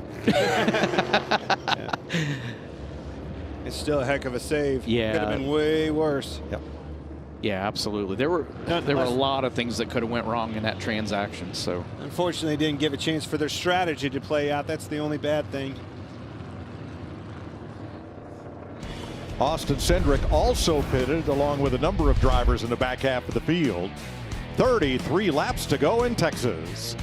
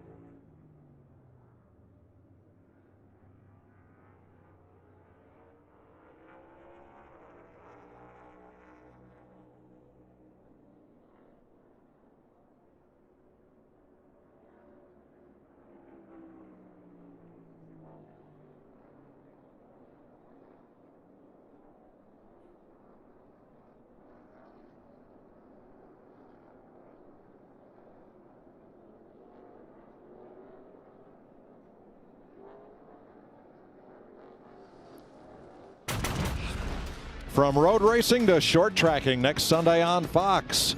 We're at Richmond on the 3/4 mile. 3 o'clock Eastern time on Fox and the Fox Sports app. And joining Clint Boyer and me in the booth, 7-time champion crew chief Chad Canales. Going to get a double dip of Chad at Richmond and Martinsville. To help break it down, 2 short tracks in a row, the next 2 weeks in a row for NASCAR on Fox. We've had the, what is Gordon's new role? What is it? Vice chairman, and now we have the vice president. Man, we've got a lot of vices in here. What's your, Tony, you have a title? What's your title? Owner. That's a good one. The boss. I like that. Owner of that one. Okay, everybody is still on the lead lap. We've not had a free pass all day. Ricky Stenhouse nabbed for speeding. He will go back 2 spots and restart at the back. Ross Chastain, A.J. Allmendinger will lead the land rush up the hill to turn 1.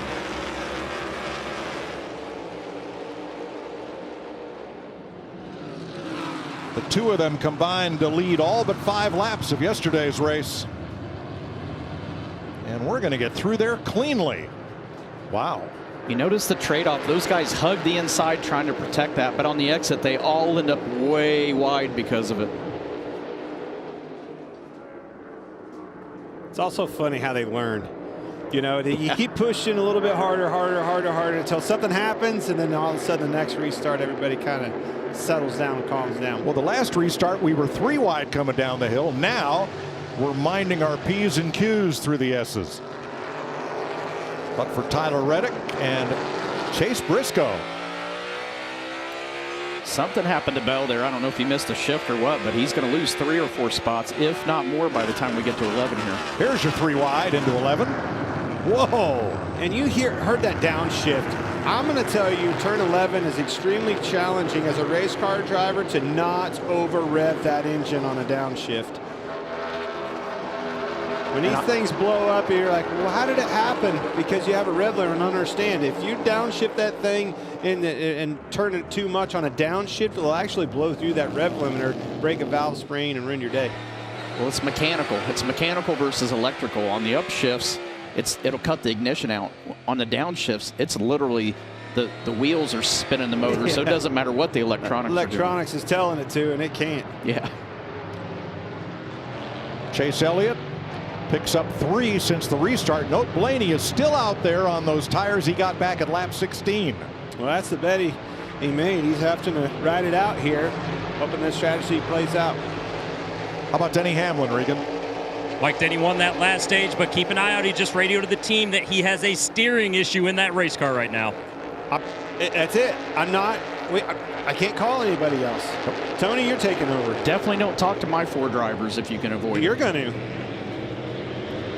What kind of issues have they been having with these rack and pinions? Yeah, I've heard, I've talked to a couple of the drivers. You know, I take this back to Phoenix, where we heard Blaney talking about there's the issue. I just saw Christopher Bell coming down pit road, but I hear these drivers talking about the steering shaking back and forth, the rack and pinion front end. I don't know if it's slop. I don't know what's going on there, but cavitation, something within that rack and pinion steering's creating these, havoc for the drivers. And same thing, I've talked to some different guys as well, and nobody truly understands They don't know if it's the teeth or if it's servos or what's going on.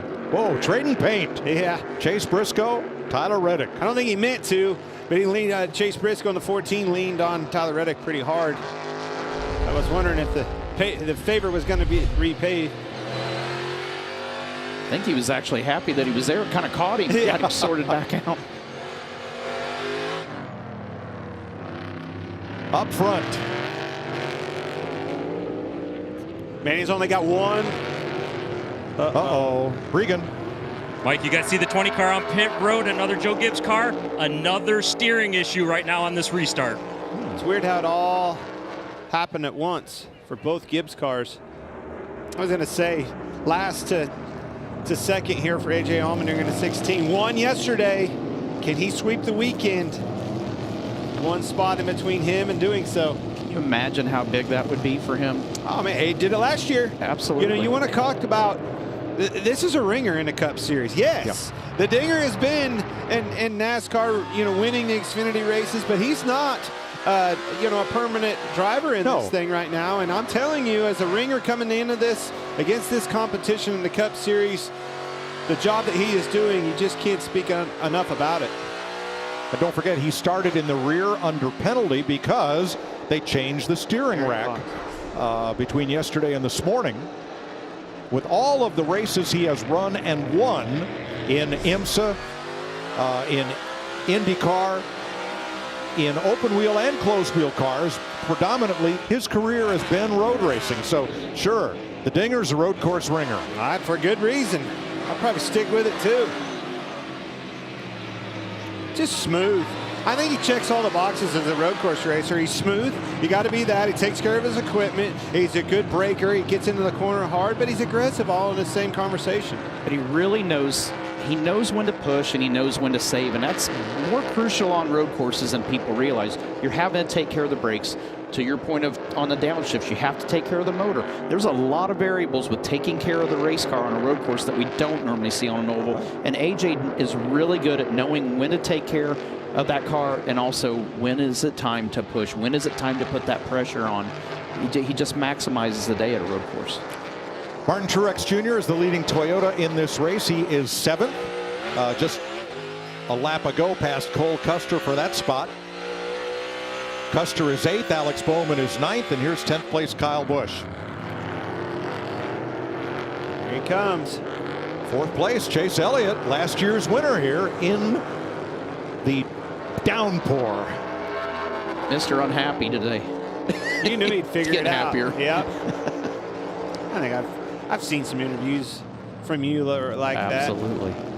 I think at one time you said you were down and out. Our season's over. Poor me, poor me. Wasn't that the last time you won a championship? Oh. Whoa. Corey LaJoie coming off his first career top 5 last week. Now it's a little bump and thump with rookie Todd Gilliland. If Todd wasn't there, he wasn't going to make the corner. Right. 8 wheels corner better than 4. Always.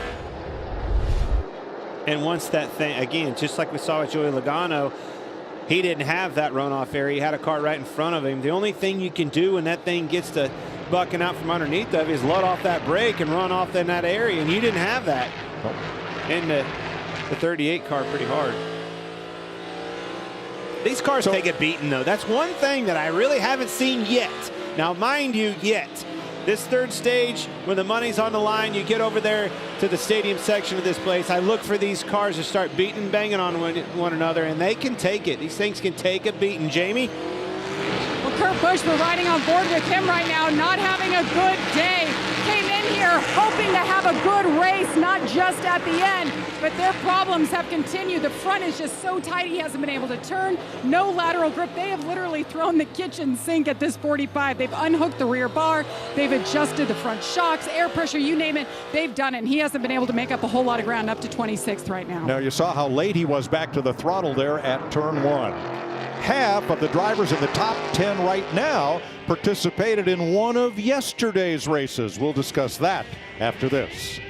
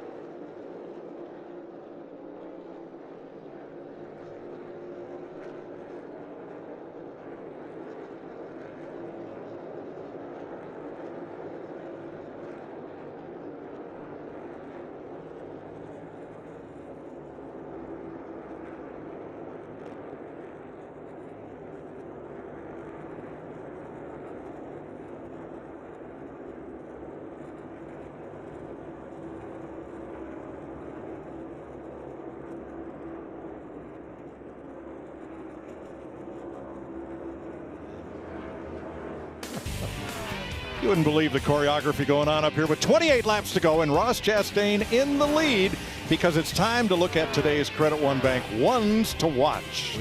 Well, you're seeing him right there. I'm picking my man, Ross Chastain, one to be number one at the end of this day. Comes into this weekend with 3 podium finishes. I think this weekend is the time that he gets his boss a happy birthday present right here with a victory. So, Clint, Chase Elliott is the winningest active road course driver we have with 7 wins right now. Comes in here at a 21 race winless streak. His teammates have won 10 times since his last trip to victory lane, and they just keep making that 9 car better and better, but everybody has one more pit stop to go. Hey, I want to pick the guy that is on a hot streak right now. His stats speak for themselves. AJ Allmendinger, he's just sitting there waiting for his moment, but he's going to steal the show today. Tony, Tyler Reddick is looking for that first win of his career. Today, that car has been steady all day long. Very good on long runs. Doesn't like it early on, but likes long runs. I got my eyes on Tyler Reddick. Caution is out here in Texas, but I'm keeping an eye on Chase Briscoe. I don't think anybody's traded more paint than Briscoe today. Let's see if he can bring it home. Those are your Credit One Bank ones to watch, as caution is out for Eric Jones with 27 laps to go. He has pulled off course, apparently lost forward drive, and there are no local cautions in NASCAR Cup racing. Every caution is a full course yellow. Takes a while to get around here, so everybody has plenty of time to think about strategy. Ryan Blaney's been out there since lap 16 on that set of tires. Everybody else came in at either lap 27 just before the stage end or around lap 31 or 35. So, strategy, Coach McReynolds. And Mike, you cannot script these cautions when they actually come, because here we are, 27 laps to go.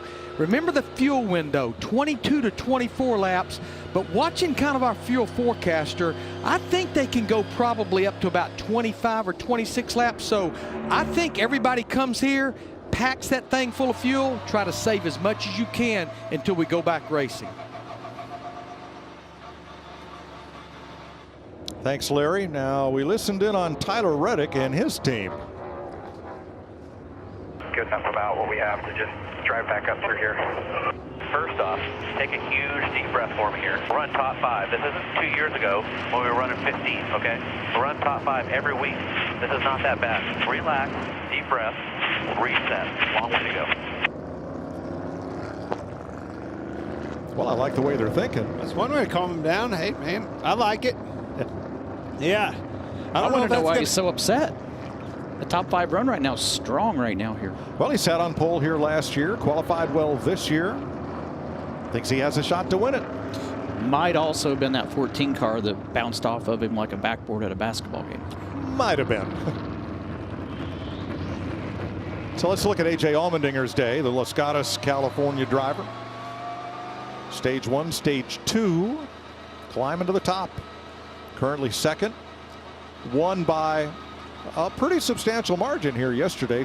He controlled the latter half of that Xfinity Series race. He's in second behind Ross Chastain. Well, baseball is back April 9th on FS1. And it's the rivalry I grew up with in Hartford, Connecticut. We're halfway between Boston and New York. One side of the street were Red Sox fans. Where I lived, we were Yankee fans. So this opening week slugfest will be on FS1 April 9th and on the Fox Sports app. 27 laps to go in Austin, Texas. Beautiful day. Temperature climbing up toward 90 degrees. The Chevys of Chastain and Allmendinger leading the Ford of Briscoe. The first Toyota is Truex in 8th.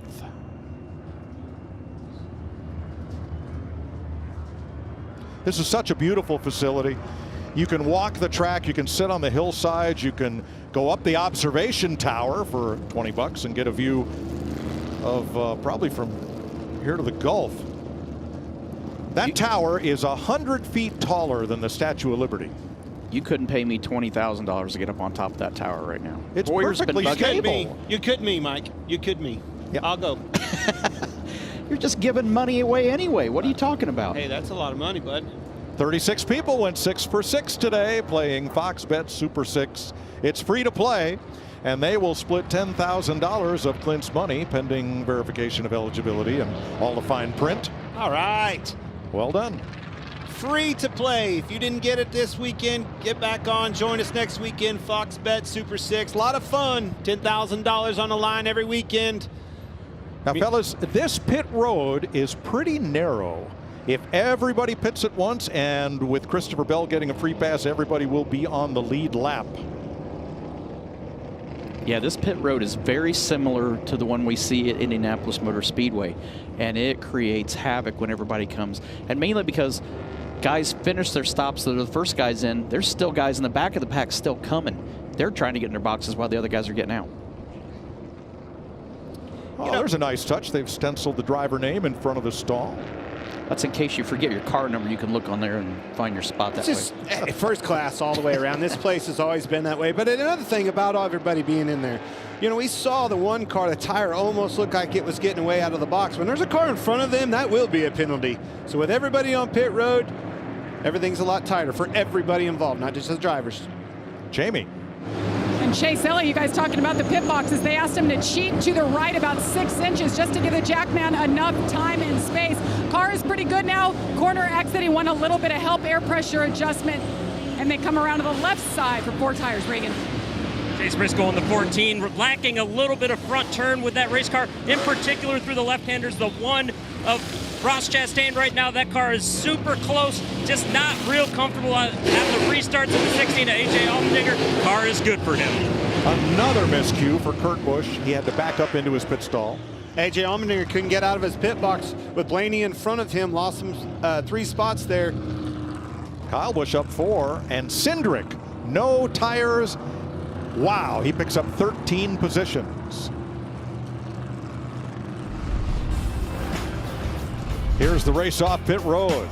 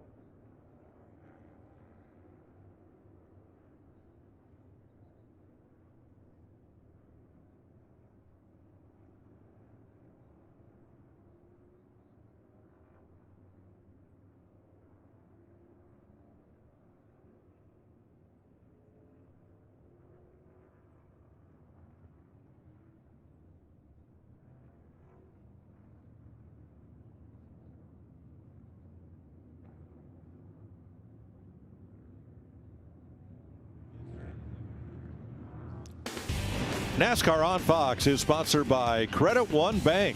the official credit card of NASCAR.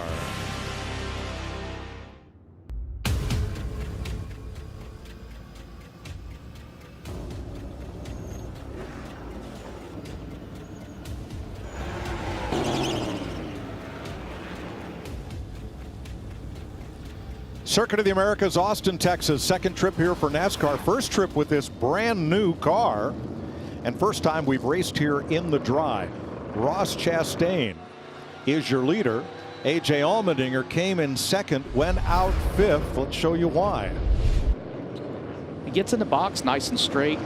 Everything routine on the right-hand side, smooth.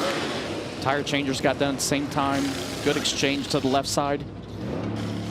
I don't think it's stopped, though. Watch this. When he leaves, he has to double clutch a little bit to get around the car in front of him and Ryan Blaney. Ryan's kind of stuck out a little bit with his right rear, and I think the numbers right here say it all.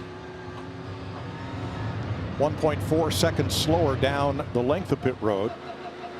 Pit crews were pretty much the same. Chase Elliott pitted from fourth place, came out 11th, and it got pretty loud on the radio for number 9 after that.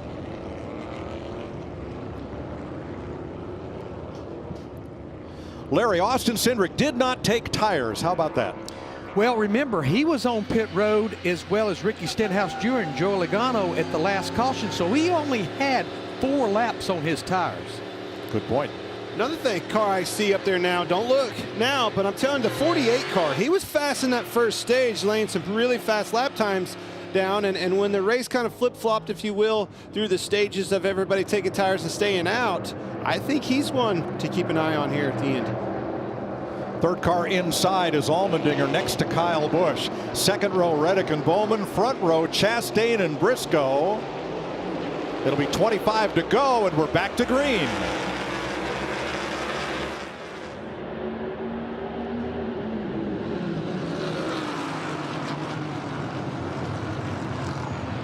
Whoa. Chastain moved Briscoe way outside. And Briscoe and Reddick are together again to trade some paint. Yeah, they've been locked together for a lot of laps now. Just can't seem to get away from each other, it seems like, in this race.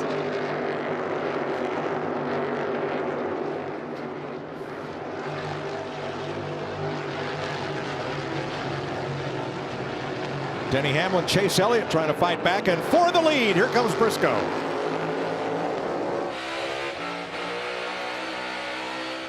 Quarter, still there. And you're going to ask, he was definitely all 4 tires underneath that red and white curbing, but it's only in 4, 5, and 6. Does that rule apply? That's fair game. Coming off of 9, set yourself up. Great corner for Briscoe, but the one had more momentum from that outside line, and around goes Logano again. We stay green. Chastain under braking. Where he's been so strong all day long. Ran Briscoe pretty wide right there. This part of the track going through the stadium section, Tony, is so tight. Everybody runs a little bit different, trying to set yourself up for that next corner. You see how tight they stayed to the left there. You're trying to protect that spot. Ross does a great job of getting cut to the left. Chase isn't willing to give it up yet, though. What a battle.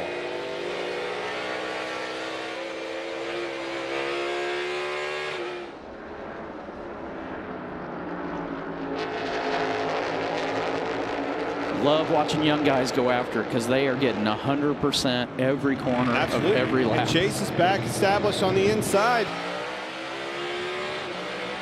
Even at the line. It's all about setting yourself up for that next apex. Do I give it up here to cross back over and be good for the next corner? Which is the corner that there it is, another crossover. Chastain looking to the inside. Briscoe did a good job blocking that run.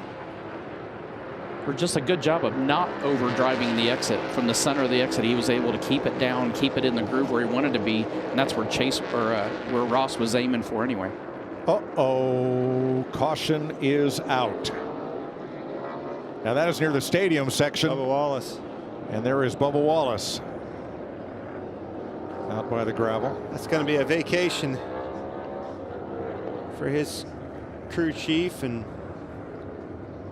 whoever else. Lap 45, 24 to go.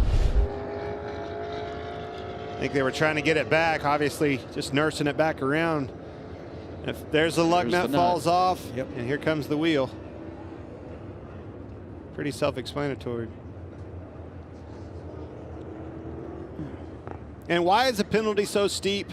Because of that right there. You see that wheel flying off. That wheel cannot. That's very dangerous to be rolling. A lot of weight, a lot of mass. Do not want that in a grandstand or anything else.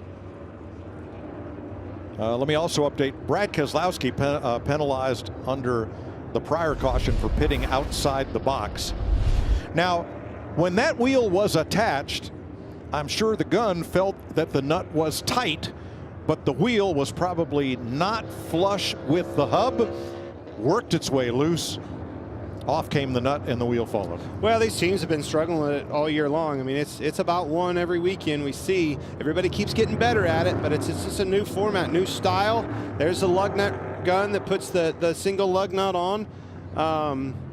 You saw all the holes on the back side of that wheel. You know, just so many different things that go in. A lot of layers to that conversation of how that wheel can fall off with just one single lug nut. Eric Jones gets the free pass, the only car one lap down. Regan? Well, Mike, somebody that really likes this caution right now is the 16 car of AJ Allmendinger. That race car has been fine for him, but unfortunately the air conditioner quit working in there. He dropped his water bottle, can't get his hands on that. His calves are now cramping as well, so keep an eye on that. AJ is going to have to dig deep if he's going to win this race. Jamie? And on that last stop, Chase Elliott had the best track position he had all day, but when he came into pit, we talked about he cheated it to the right a little bit, but the jackman on the right side didn't get the car jacked high enough to hang that tire on the right rear. He lost a handful of spots now back in ninth. He went from 4th to 11th on that stop. He's regained 2 since then, as Jamie pointed out. And going back to that lug nut, I mean, it's new technology to the sport of NASCAR, but it's not new technology. They use it in IndyCar racing, a lot in sports car racing. When the teams get more time with this and get used to the guns and get used to the nuts, making sure that when they pull it off, they have to pull that off straight so the nut doesn't come out of the gun crooked. We've seen those come off during pit stops, but the holes that you saw, and you see the pins, the holes in the back side of the wheel, go and index over those pins before they put the nut back on. Yeah. All right, owner. We talked about vice presidents. We talked about vice chairmans. We talked about owners. You said you're an owner. Yeah. Well, your driver's leading the race. Talk to him. Be an owner. Listen, Clock in, owner. I don't know that I want to talk to him today, but I don't want you talking to him, so I'm going to do this. Hey, Chase, it's your boss, Tony, in the booth with Fox. You got me, bud? I got you, buddy. How are you? Well, I'm in air conditioned. They're feeding me shrimp and steak up here. I mean, it's nice and cool in your car, isn't it? Yeah, I was going to say, sign me up for that. Other than the shrimp part, the AC part definitely sounds nice. Is there with all these guys, so we are. Hopefully we'll be clear of them, bud. Well, you've had an awesome day, man. You've done a great job. You've been fighting hard, been in contact with the 8 car or the 1 car. You got yourself where you want to be in the league. Can you finish this thing off? Yeah, we're definitely going to try. I mean, we got a pretty good Mahindra tractor for. We've been working on it all day long and feel like we finally kind of got the tires underneath of it. So trying to do like what you told me at dinner last night with the batteries, so see if we can hold it off. Well, remember, this car is just about as tough as a Mahindra tractor, so do what you got to do with it. Get the job done, bud. Yeah, thank you, guys.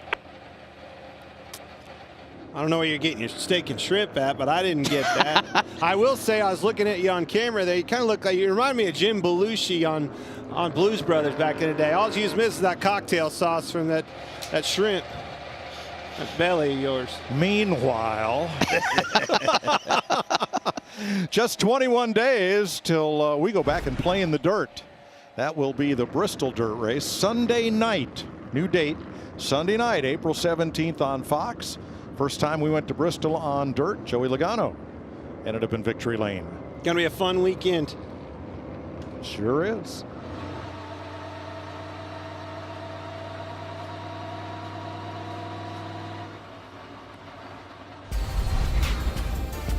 The last 11 races in the Cup Series have all been won by drivers under age 30. Sorry, Clint, Tony.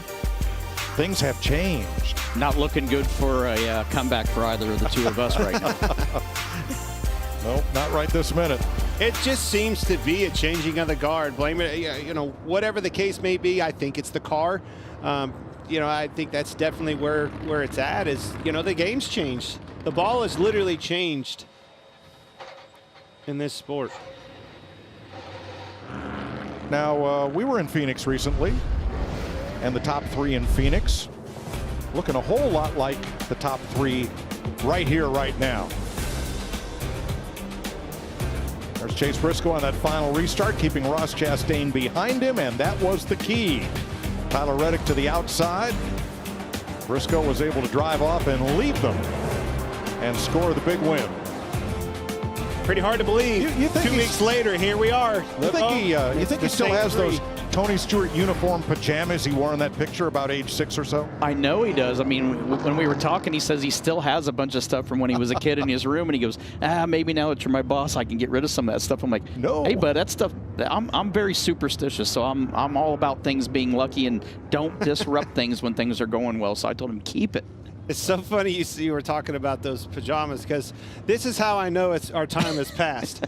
I literally was just on Facebook Marketplace looking at cars like I always do, right? And it was a Tony Stewart edition, what it was, a Monte Carlo, whatever it was. It had like 340,000 miles on it. So it tells you, buddy, I think our days are in the rear view. Come on, man. That was a family that the dad works first shift, mom works second shift, and the daughter works third shift. They all drive that car. Keep telling yourself that. So, you want to see where the Cook family of drivers are faring right now? Sure do.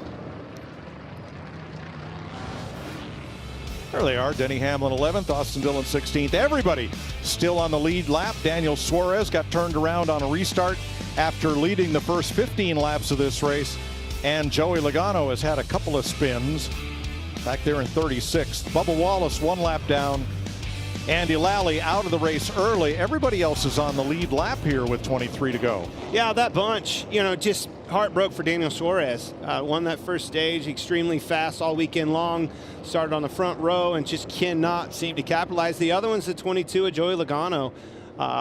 Again, was fast Saturday, and I really looked for him to be a front runner in this and just can't get it put together. Daniel Suarez will restart 29th. We hear on the in-car radio they are having power steering issues on that 99. He has led the most laps today. 4 more than Austin Cindric and Ross Chastain. Ready to come back to green. Briscoe, Chastain, Reddick, Allmendinger ready to trade some paint in Texas.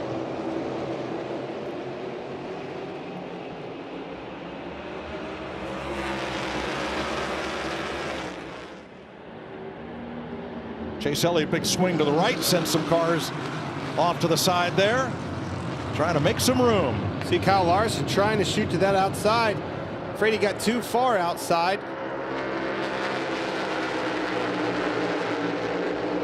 One thing about that outside is if you can get around the corner, not get pushed off into the grass, it sets you up again for that next apex like we were talking about. And most likely you've got a lot of momentum because you didn't have to turn quite as tight. Build some momentum around the outside of that last half of the corner. Cindric back in 7th. Looking at 6 through 8 here.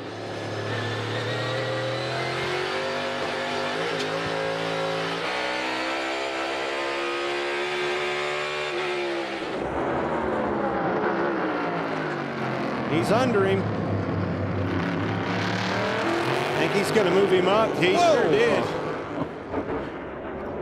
Big launch off the corner for Chastain, and now Allmendinger looking at 2nd place.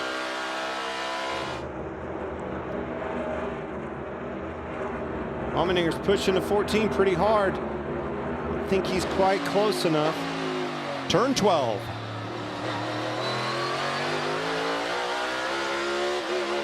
No pressure, I'm back, whatever you need. Oh, Briscoe slipped up. Was able to hold on. Slipped up a little bit getting into the corner. I love this stadium's part of this racetrack, the stadium section. So many different lines. You can see how AJ holds it tight. Briscoe, Chastain a little bit higher. Through the carousel.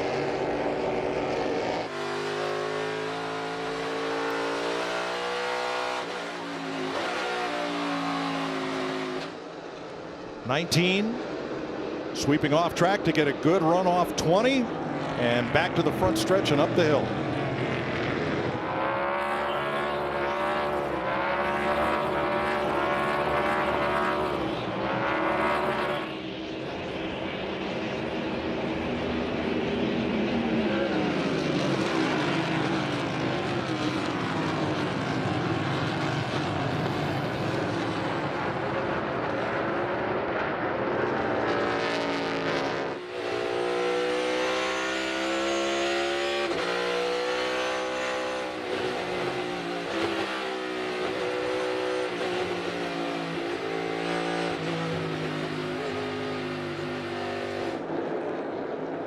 Really good to listen to the in-car of those and listen how every time that Kyle was going to the next corner in the S's, the pace just slows down a little more and a little more. You can see those guys, you know, pretty easy peasy up front, but man, back here I've been watching these guys just all over one another, slipping and sliding around. That's a massive bottom out, and it's something that you see these cars popping over those curbs, and it just looks so effortless. When you hear those in cars and how hard they hit and how much it upsets the car inside of it, tells a different story for sure. 7th place. Hear that little hesitation from Cindric on the shift, and that gave Chase the momentum on the inside. It was almost like it didn't quite go into gear. Yeah, just didn't complete it and get it done. But that's how critical it is on that long backstretch to carry that momentum. You can't miss anything and not lose time. The 8 car of Tyler Reddick's a little bit of protection mode. Cut that corner off to protect the 18. Let the 18 get established a little bit, hold it out, and now see where he's at on the next apex. This is what he's holding on for. He's got it.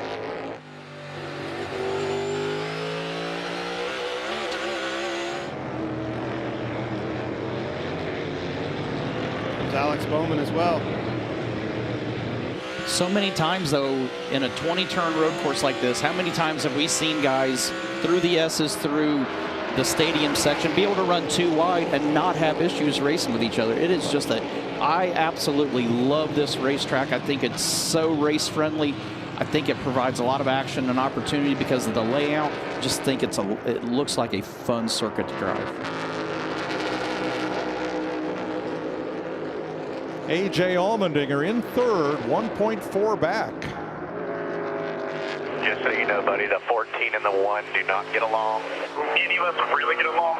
Well, you know, some better than others. He feels good enough to joke. I gotta throw stuff out there like that once in a while just to check on him.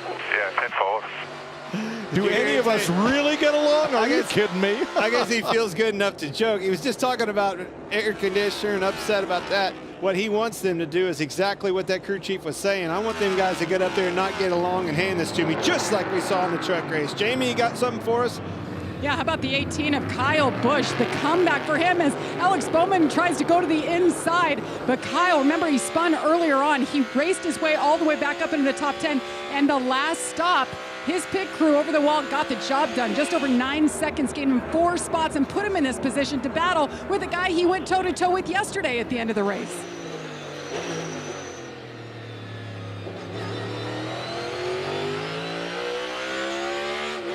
Seen patterns of guys that just can't seem to get away from each other, whether it's today during the day or they can't get away from each other from the day before. Yeah, and maybe a new, birth of a new nickname this weekend. Did you ever have one of those seasons where there was somebody that would just always seem to be right there with you? Him? And it was always somebody I didn't want to be around. That was the bad part. It wasn't somebody like, man, this is the guy I really love racing, and every week you're like, man, this is cool. We get to have a lot of fun. It was always the guy that you didn't get along with. I had more bad luck of getting into incidences the week before and then having to ride with him in the truck. Oh, never fails. Intros the next and week. They qualify right next to each other. Yeah. So you're standing with everybody trying to glad hand and be happy with one another. Well, normally you were waving in the back of the truck to the crowd, and in your mind you're sitting there going, I just want to grab him by his collar and throw him off the truck while we're running 30 mile an hour down the road.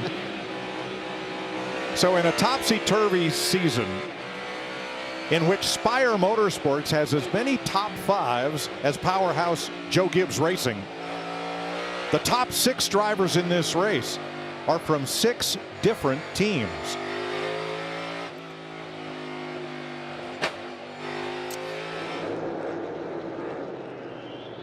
How about Alex Bowman in 4th place? Right now we're on the number. Anything you have to do with short shifts or 80% throttle on straightaways would help.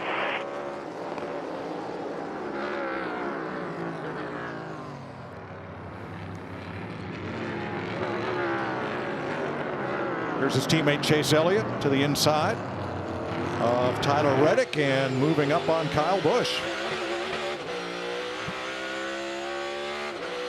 Reddick was so strong for the middle portion of this race, but here he's having trouble hanging on to the first half of the top 10.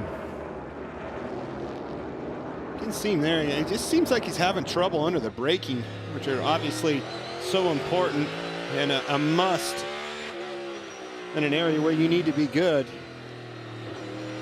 Everybody's able to dive in a little bit harder than him and put the pressure on. Speaking of pressure, all 3 of these guys have a lot of pressure. I think that the front 2 guys have more pressure than that third car. I think the third car is out there to have fun. These other 2 are doing everything they can do to stay in front of him. So Larry, how about being right on the number to get to the finish here? Well, and I think the reason they really keep looking at it, Mike, is just, we talked earlier, the pace is just not slowing down. In fact, Chase Briscoe and A.J. Allmendinger, they just ran their fastest lap of the race. But remember, they pitted with 26 to go. That's just beyond the fuel window, but those couple of cautions, that probably buys them. That's why I think you're hearing you're right on the number. Okay. Chastain, Briscoe, Allmendinger. We're going to take you Fox side by side with 18 to go.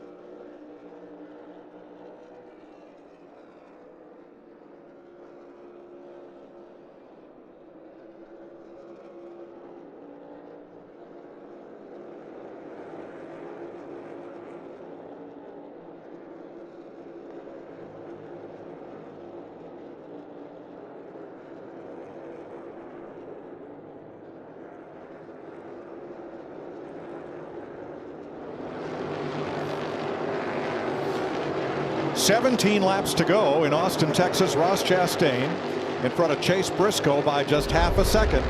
A.J. Allmendinger 0.8 back. And while we were away, Brad Keselowski got in the back of Ty Dillon. Neither one of them having a stellar day. Keselowski 27th. And Dillon around has been able to fire it up and continue in 35th. Boris Said was just penalized for the second time today for shortcutting the S's. Only 2 cars out of the race, Bubba Wallace and Andy Lally. Everybody else on the lead lap with Chase Elliott and Kyle Busch fighting it out here for 5th place.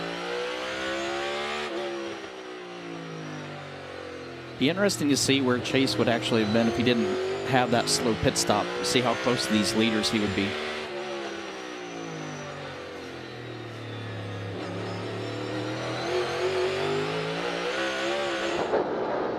Look at this. Big transition there, left to right.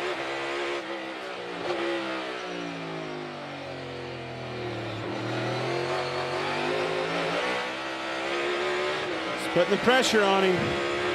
And A.J. Allmendinger not far behind. He's now within a second of the leaders.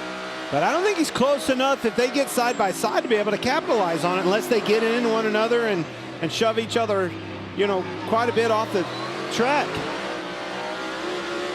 Briscoe, another 13-second. Both of the other ones are in the 14-second bracket. You know, neither of these two leaders are road racers. Chase Briscoe ran dirt. Ross Chastain grew up in Florida, where all the roads intersect at right angles. You don't have the big flowing, sweeping roads to practice on like you do up north. Not that anybody did that. Oh, Briscoe slipped up quite a bit there. Got loose. I think his car bottomed out. But you say that, Tony, once he got with the Ford camp, man, I don't know what's happening, but he's really slipping this last lap. And now you see A.J. Allmendinger moving to his inside. When he got underneath the Ford banner, he was able to run a lot of sports car stuff and gain a lot of experience on road races. And it's absolutely helped him. He'll tell you that has helped him more than anything, was Ford's support of putting him in the sports car series just to get him laps on road courses.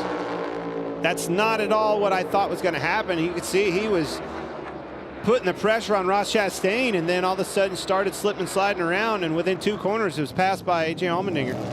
All right, what's the Kaulig team in second place now thinking about fuel? I really don't want him to conserve a whole lot unless you don't think we're going to make it at all. I think there'll be another caution. I would say we're probably 1 short. I would say keep in touch with these guys is what we need to do. We'll keep in touch with these guys, and we might be 1 lap short, or kind of 2 different agendas, aren't they? Well, 1 lap is a long lap here. Ricky Stenhouse has lost the drive in his number 47. Now, there are areas where you can exit the course without prompting a caution flag. That's off of turn 11, getting into 12. Not sure Ricky's going to find one of those. Where are we? That's a good question. In between 11 and 12, 11 down the by hill. 500 yards on the straightaway.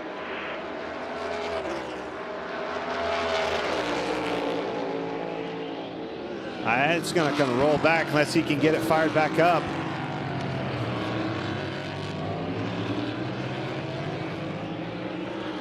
It's not what Ross Chastain, the Trackhouse Racing, wants to see. Not with 15 laps to go. There's Stenhouse about a third of the way down that back straightaway, rolling to a halt. Everybody saw that. How about that? Everybody saw that caution was going to come out, dove to pit road.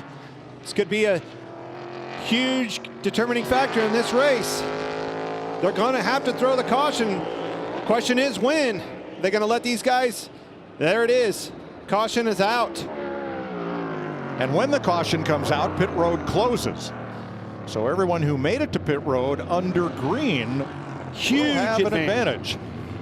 Yeah, I'm not really sure I understand when a car is physically not under power, why they didn't throw that caution earlier. Instead, you give these guys, you've given guys an advantage now to get on pit road. The other guys that already went by. And those guys are Truex Cole Custer and Kevin Harvick were among those who made it to pit road before pit road was closed for the yellow flag for Ricky Stenhouse.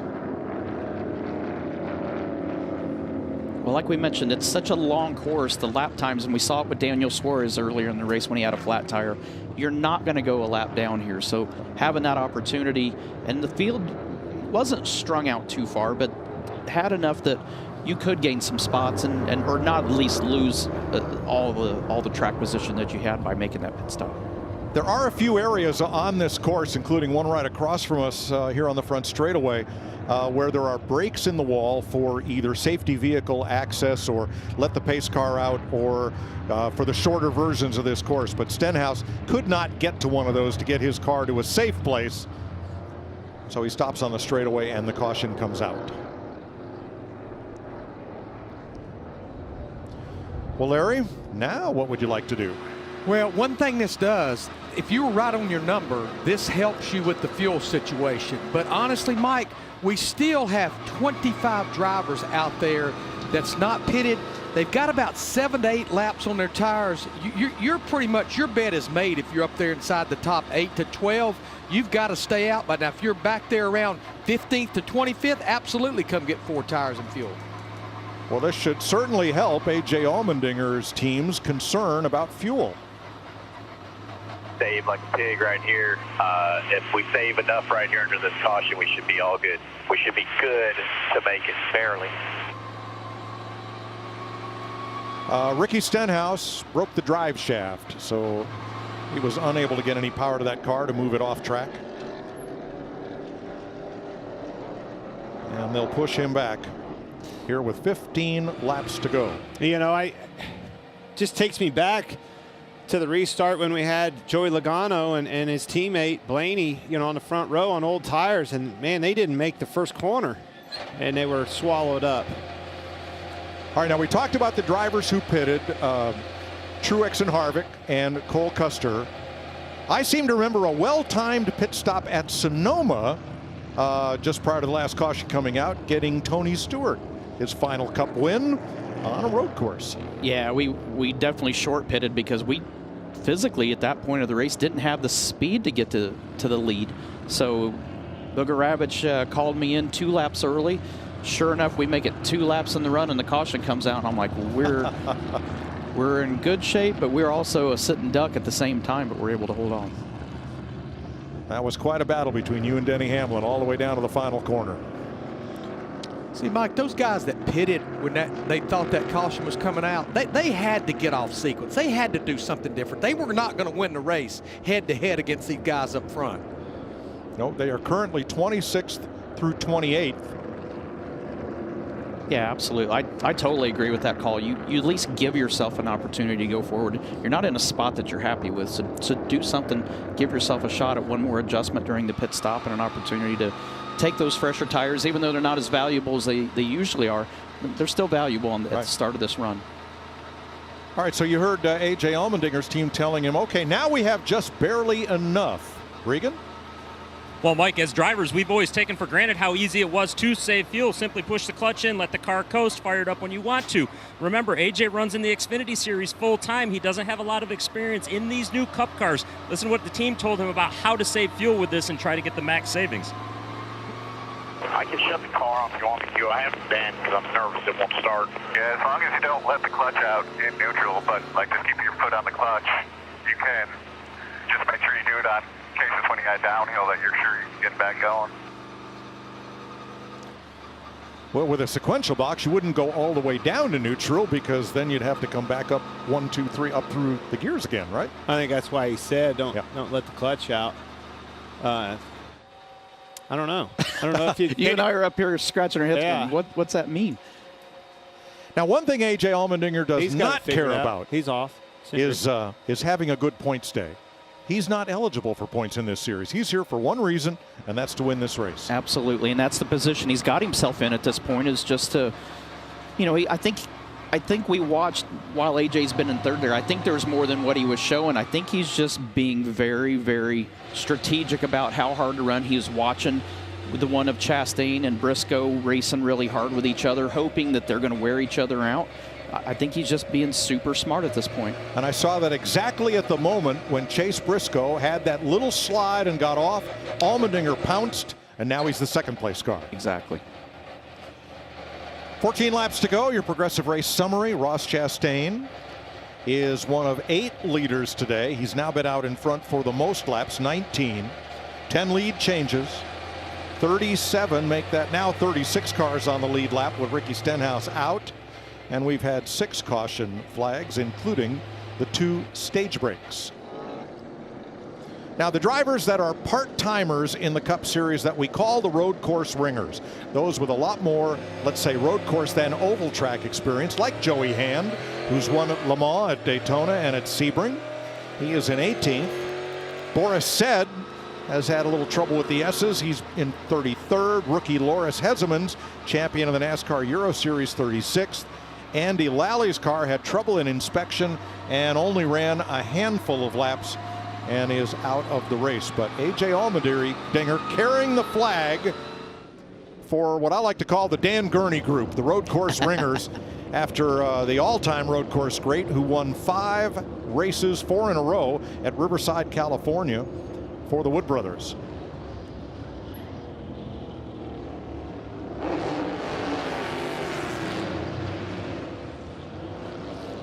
Denny Hamlin, our stage 2 winner, choosing to stop here. William Byron.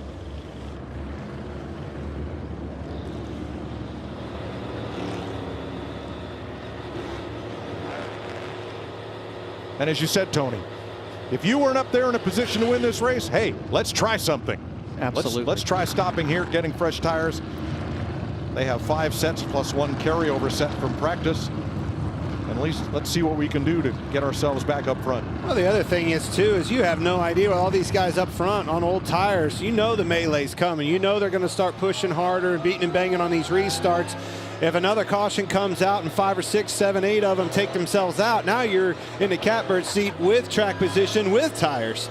Watch these drivers who just took tires on the restart. When they get up the hill to turn 1, up into that sucker hole. I'm going fast. I got new tires. I can pass all of you.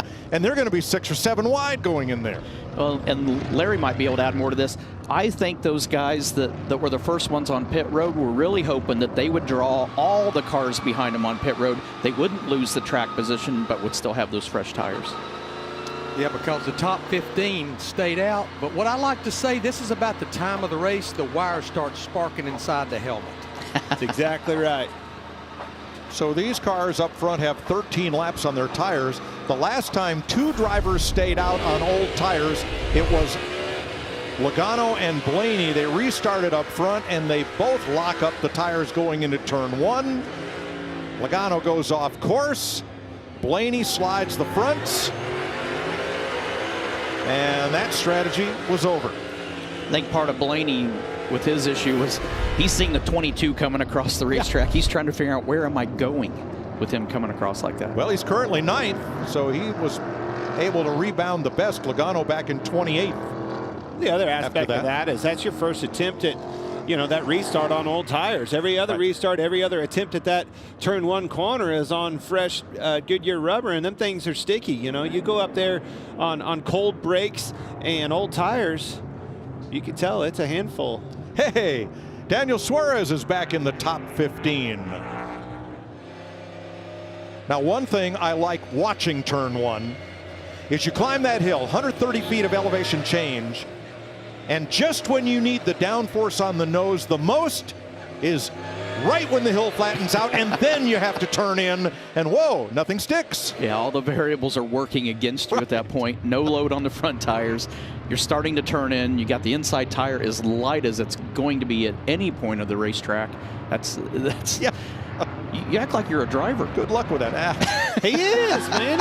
He's road course ace. I've vintage raced here. I don't know what you call that on the racing ladder, but it's a lot of fun. Okay. Old farts? No, come on. Historic Trans Am. Good fun. Good fun. I have another one, but I'm not saying. You know, it's a bunch of old half-assed guys trying to prove to everybody that they're as quick as they once thought they were, and we're not. But we have a lot of fun. That's half FAST, Barry.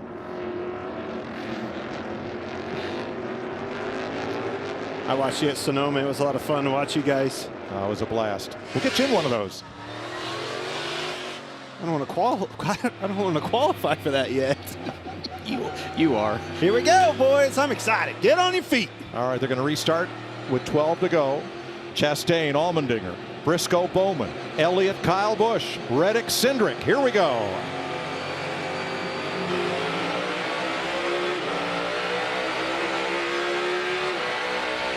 Pretty good jump for Briscoe. He's looking to the inside. Dive bomb, sliding the tires. Kyle Busch Open around the door outside. up. It might be Reddick to the. No. Reddick got loose, and it's Chastain and Dinger. Still loose. Great restart for Tyler Reddick. Somebody's off the track. 14. That's a stop and go, unfortunately. Or not a stop and go, that's a pass through. Pass through at pit road speed. And that will be devastating to Briscoe's hopes today. Alex Bowman and Chase Elliott up at the top 5.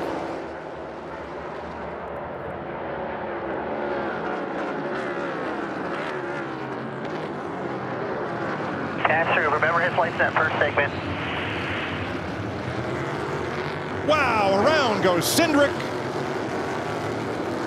And around goes Kaz Grala.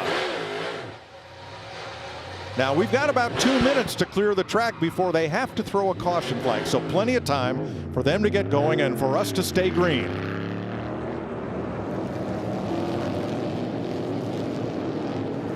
While they race on, let's first go back and show you what happened to Chase Briscoe. You see he was loose there. I called that. Grabbed a gear and downshifted. Somebody got in the back of him. I don't like that. That was contact with the 16 and the 14, but that's the rule's the rule, though. And here are the spins. Regardless of how you get there. First, Austin Cindric after contact, probably from Joey Hand, maybe Brad Keselowski, and Kaz Grala, collateral damage in that one.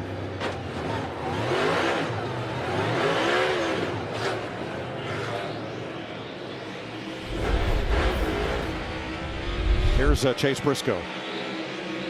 Protest that pass through. I got shoved off. And if you want to argue it, we could probably run one more. Yeah, and unfortunately, I mean, whether you got pushed off or not, if you go off, you've went off. He makes a good went through point. this at Indy, though, last year. Yeah, he makes a good point, but it's not like Daytona, Talladega, Atlanta, where you get pushed below the line. It's true. He got pushed off the track at Indy last year.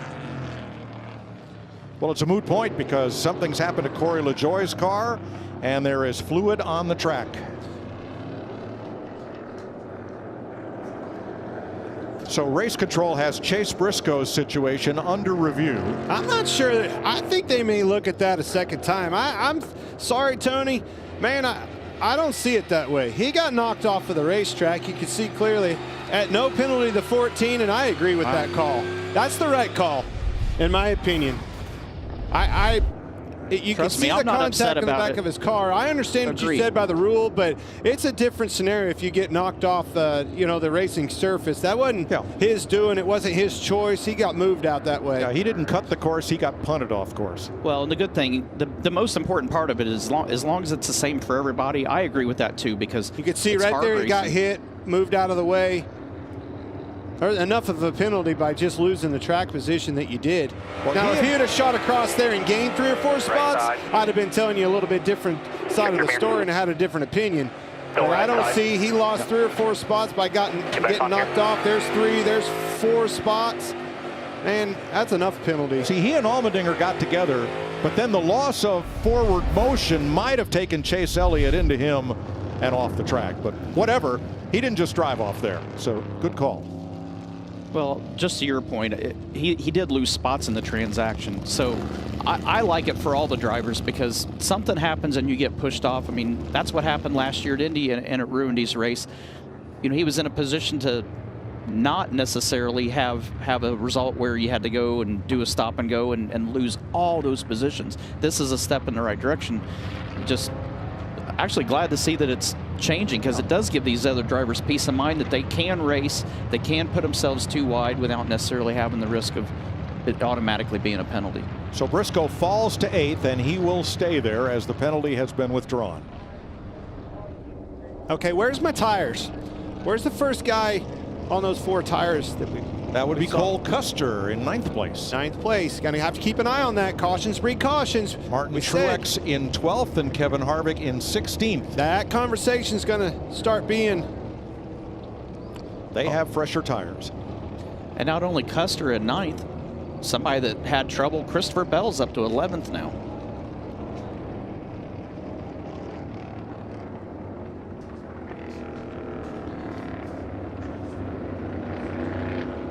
There is when everybody was last on pit road. Note Custer in 9th place, lap 53, 11 laps fresher tires, as has Christopher Bell, Martin Truex, Eric Jones, and Kevin Harvick. This helps fuel mileage of Allmendinger.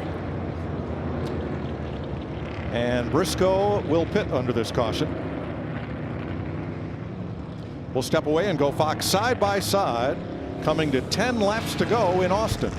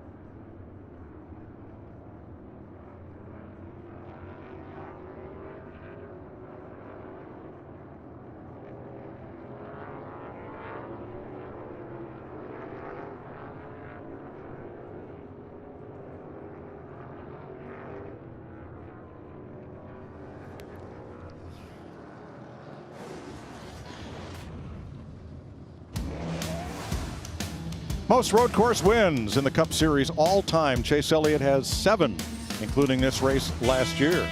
Tony Stewart has 8. And they are all topped by Jeff Gordon with 9. Man,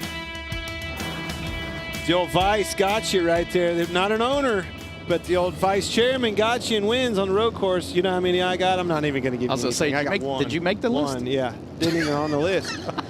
Barely made the race. All right, we learned that Chase Briscoe stopped because he had flat spotted his tires, so he had to give up that 8th spot to come in. You got Ross Chastain trying to win his first Cup race. A.J. Allmendinger trying to be the first driver since Dan Gurney, my hero, to win his first 3 Cup races on road courses. And then you got Tyler Reddick, you got Chase Elliott, Alex Bowman. Who do you like? I don't know. I'd still like A.J. Allmendinger. I think he's just been biding his time, taking care of his equipment, taking care of his tires. And when push comes to shove at this, and there's a long way to go before we get to that, I still feel like. But when it comes to it, he will get himself in that position. Now, Chastain and Allmendinger were teammates at Colleague Race in the Xfinity Series, and they have tried taking each other out for a win on the last lap. Yes, but I'm telling you, I'm sticking with it. The ones to watch, do we remember that? It was Ross Chastain, birthday, the owner. I'm telling you, Trackhouse Racing. Ross Chastain, 3 podium finishes the last 3 races. I think today's the day, and it's going to happen. Boom. All right.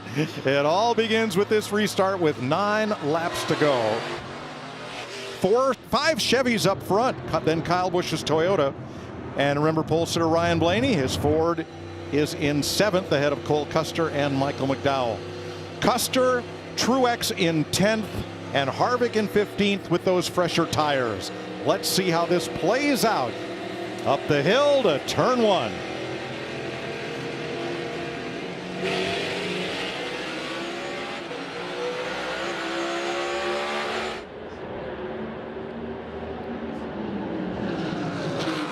Christopher Bell's got some rear lockup.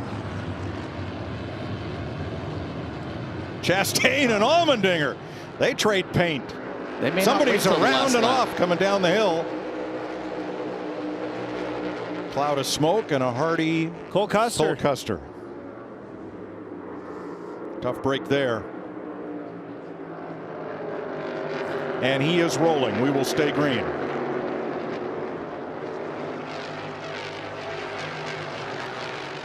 Chastain got some room off of turn 1. He ran Allmendinger real wide. Hopefully that don't come back to bite him. Well, we've seen Allmendinger's MO. Wait for or force the driver ahead into a mistake and then pounce. So he's got 7, maybe 8 laps to play. And that pounce, what are you going to do at 11 right here? Big time corner. You see 3 wide back there in the back. And Denny Hamlin around backwards. Denny Hamlin. You knew it was coming. It's crunch time. Long straightaway getting into 12. And Hamlin pulls away. Chase Elliott in 4th. Struggled in qualifying, but he has had a methodical, steady race here, trying to become the 4th Hendrick driver to win this season. Get him in that mirror. That's what A.J. Allmendinger's trying to do. Push him as hard as you can. Get him looking in that mirror. Force him into a mistake. Get in his mirror, get in his head. Exactly. Yeah, it's hard to focus on your marks in front of you when you're looking in the mirror, looking behind you. And how do you get it in the mirror? Doing exactly what he's doing right there. Looking the inside. Getting way out of his sight. That way he's looking way unfamiliar territory in that mirror. Try to make a mistake. Eric Almirola has spun. You've had a bad lap, Tony. Yeah, we're trying to see if we can spin all of our cars on, it looks like.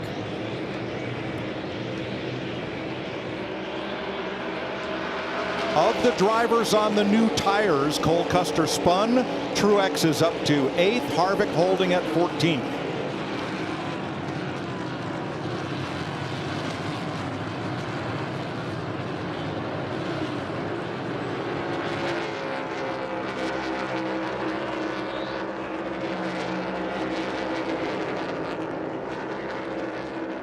The thing that's been impressive, at least from sitting here, I mean, I have the confidence that A.J. Allmendinger is going to get himself in a really good spot. But Ross Chastain, no matter who it's been that's been challenging him, he just has not made a mistake. He's been extremely solid. Look at this. His heart rate is lower now than it was at the midpoint in the race when he was battling. He's in control of this race. He might just be wearing out towards the end. Well, there's that. Not much rate left. Man, but I think you're just cool as ice, just like you were saying, and not making those mistakes. Well, and I mean, they're breathing down his neck, feeling the pressure. Absolutely, but he's he's kept himself just enough of a gap for the majority of it. He's had times when they're fighting and getting close to him, but he's doing a great job on all these restarts of getting through one, just like here. Gets himself off the corner, gets the lead back, then settles back into his rhythm. 5 wide in a couple of places there on that restart.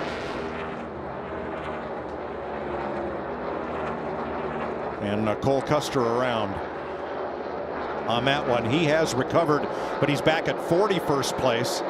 Hamlin and Almirola now are 32nd place. Hamlin and Almirola now 33rd and 34th, recovering from their spins.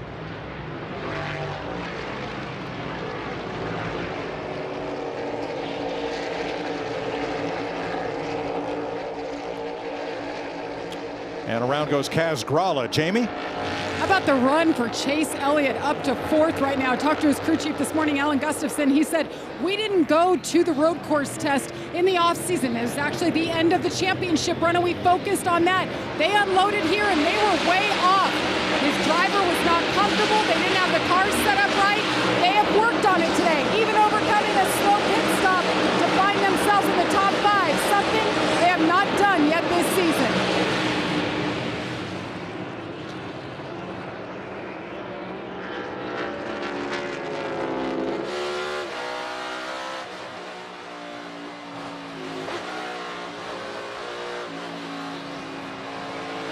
A.J. Allmendinger has had all this time to go to school on Ross Chastain. If Chastain has a weakness on this course, Allmendinger has likely already figured out where it is. The question will be, when will he make his move? Or can you take advantage of that? Is he also weak in that section, or is it a section where if he gets close enough that he can take advantage? Chastain has not put a wheel wrong. Till right there. There it is. Until just now. Missed that apex, but still got a decent launch off the corner. That all comes from having him in the mirror. You know, that was a braking zone. You've got a road course ringer in A.J. Allmendinger. Where do they usually shine, Tony? Under braking. Absolutely. See, has him in the mirror, moving over, protecting that line. Now you don't have as good an entrance coming up. Enables him to hang it out a little bit, gets a better run up off. Got good defensive line there. That might have spiked his heart rate just a little.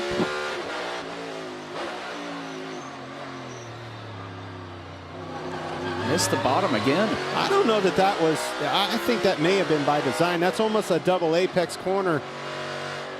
But you got to be careful opening that door up because he'll take it. Listen to those tires ball. Slipping and sliding, and you can see AJ. You heard the tires, and then you look up, and there he's sideways, going for it. It's what we came to see. Most important corner on the course, right here, turn 20. You got to have the momentum to get to the start-finish line off this corner, and then up the hill. You got a lot of track to play with here. This track, if we break it down into 3 sectors to try to look at any differences between this lead duo. Sector 1 from start finish down to turn 6 at the end of the S's. Sector 2 takes us through the hairpin and all the way down to the exit of turn 12. Third sector back around to start finish. So we've been tracking these 2 leaders through the 3 different sectors. Chastain quicker in section 1 and 3. Allmendinger faster in sector 2. That includes that long back straightaway. And that's exactly where we saw him get right to the rear bumper of Ross Chastain. Sector 2, which is his strong suit. Tony, you led us to that. Where is he stronger and where is his weaknesses? Find out where his weaknesses are and make sure a caution doesn't come out. Loris Hezemans has spun. He's at the end of a runoff area. I think and no power with 6 to go. Caution, there it is. And there's the yellow. But it takes you right back to there. Strengths and weaknesses. And I think A.J. Allmendinger has found his strengths, knows his, and knows that weakness of the car in front of him, Ross Chastain. And where is it? Getting into 11. He was all over him, and I think that's where he's going to make his dive bomb move. And absolutely. And you saw it too, where through that carousel, he got a little bit free. This might actually work to AJ's advantage, let the tires cool off a little bit. I think Ross is in a good spot, but this probably benefits AJ more than it does anybody else. Joey Hand has taken his car to the garage, joining Corey LaJoie, Ricky Stenhouse, Bubba Wallace, and Andy Lally.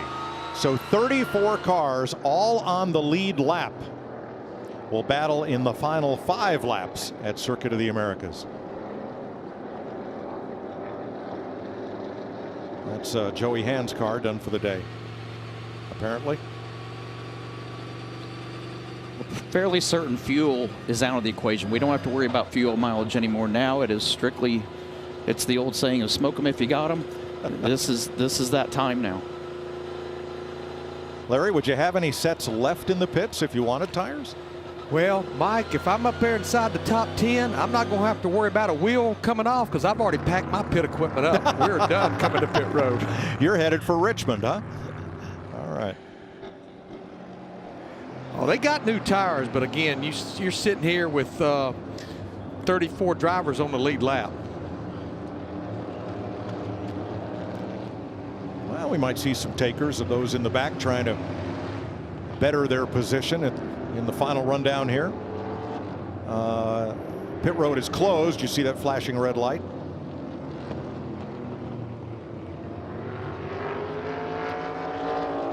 Five to go is the signal from the flag stand.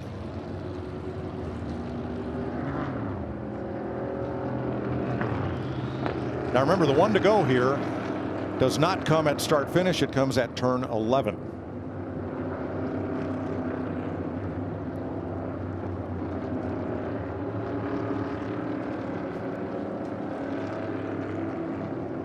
The USFL took over Birmingham, Alabama this week. Players and coaches began preparing for the first season. Anticipation is building. First game is just 20 days away. April 16th, the New Jersey Generals and Birmingham Stallions will battle on both Fox and NBC.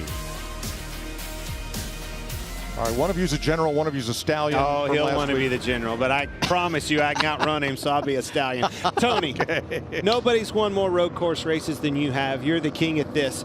I want to know, all right, I'm going to put you in the seat of that one car.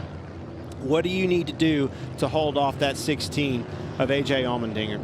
I think the most crucial thing is when you get on the gas for the restart, control that restart zone. Make sure that when you get on the gas, you don't slip the tires. Make sure your tires are clean. So when you get to turn 1, and just like Mike mentioned, when that load comes off the front of the car, that the tires are clean, you have the best grip you can have.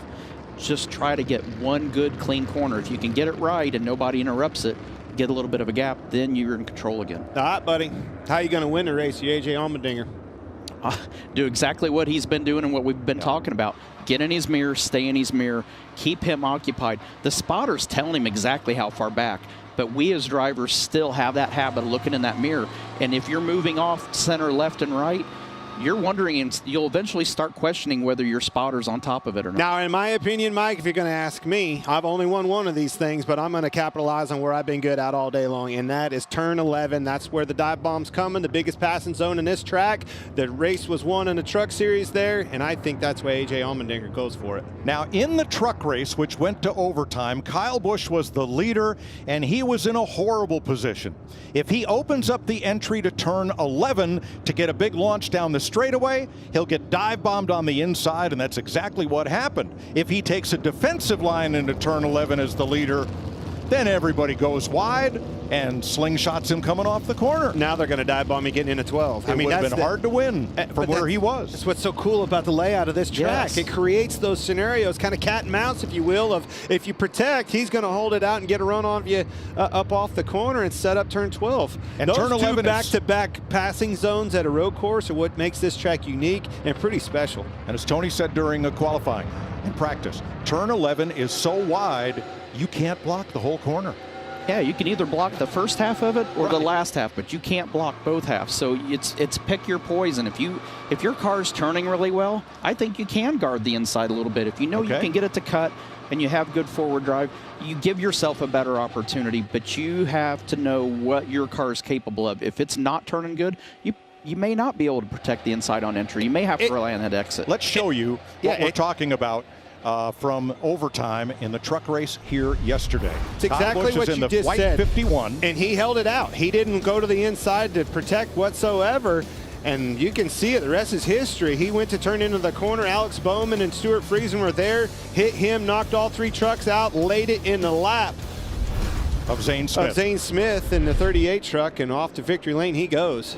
And I think you're exactly right, Tony. Does Kyle Busch look back on that and think, man, maybe I should have held over there and protected it? But that was such a huge dive bomb. I mean, he had a car length and a half. I mean, he had 3 car lengths ahead of the second and third place trucks. The problem was second and third were racing each other. They weren't trying to necessarily get by Kyle in that move. Those 2 trucks were racing each other and trying to protect their position. And you knew it was just a racing incident because after it was over, everybody was mad at everybody. Yeah, that's about. Oh yeah. Yeah. Well, that's a race. Yeah. What you call that? That's right. There's only one guy happy. That guy's pretty happy. Justin Marks. I bet his heart rate's higher than his driver's. And it should be. Should be proud. That's right.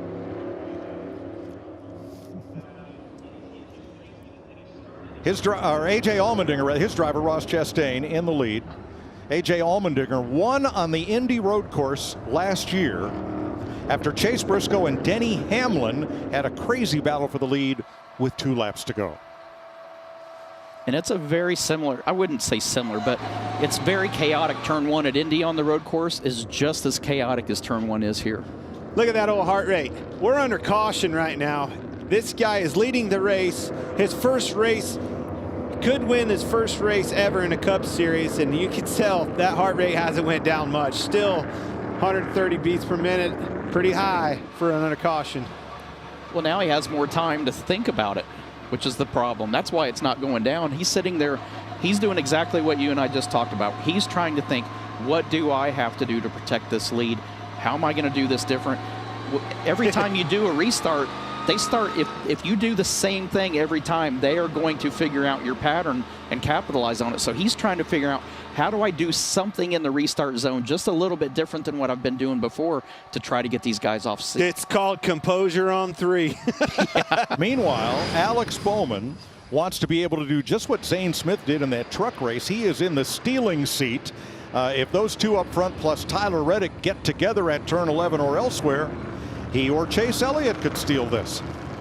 This race is far from over. It's anybody's race. And we've seen that time and time again this year with this series. This track is awesome for these new cars. It's only our 2nd time here and our 1st time in dry weather, but what a tremendous race these cars and these drivers have put on for us today. And they've looked fun to drive. I mean, it's been since the end of 16 since I drove a Cup car, but those cars, we would get the left front off the ground on left-hand corners, and you'd shift to the right, and the right front tire would come over. These have held a real nice platform. They just look like they're fun cars to drive out there. Martin Truex back there with Ryan Blaney, our pole sitter, 7th and 8th. Remember, Truex has much newer tires than the rest of this top 10. So does Eric Jones, Austin Dillon, William Byron, and a couple of cars behind them. Michael McDowell, veteran road racer, in 11th, and Daniel Suarez has passed and cycled his way up to 12th after leading the first 15 laps of this race.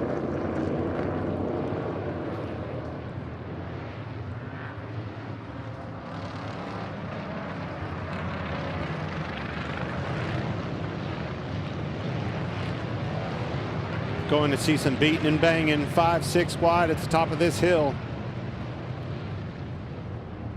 Get them brakes worked up, warmed up, excuse me, get the tires, heating those tires. So important to have grip when you get to the top of that hill. We saw a lot of brake lock up in turn 1 yesterday in practice and in the qualifying sessions where you're trying to get that optimal lap. We're down to the end of this thing where now you've got to get that optimum lap no matter how many laps are left on your tires. I have a feeling we will see a little more brake lock up than we have the entire race on this restart. I want to see if A.J. Allmendinger tries something different at the top of the hill. You know, Chastain, we've said it, he runs wide. We know that he's going to do that. A.J. knows he's going to do that now. Will he try to change something up when they Turn get up 20. to the top? They will restart with 3 to go. On their feet.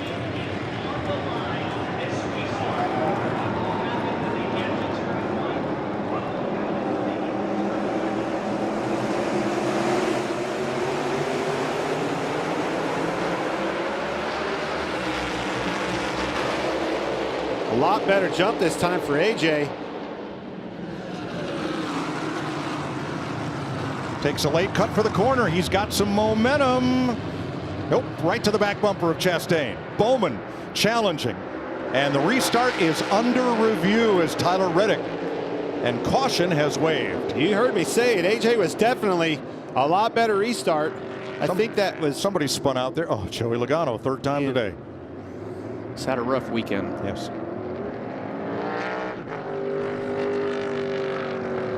Rocks, splitter. Toe links broke. Rear of the car. You see the right rear toe link. Yeah. Probably contact at the top of the hill.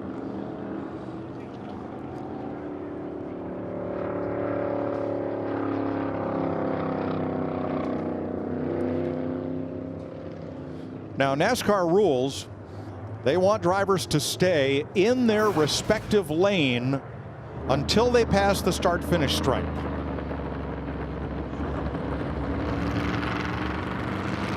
Well, the 3 wide there, even before that, so it's... That's Haley in the middle. And more. There's 2 different scenarios there that they could be looking at. Apparently somebody didn't get going there. And there's where Tyler Reddick went to the inside of the 2 front row restarters. Oh, he get the lead. Wall, the 5. Oh, and Logano and Kurt Busch and more.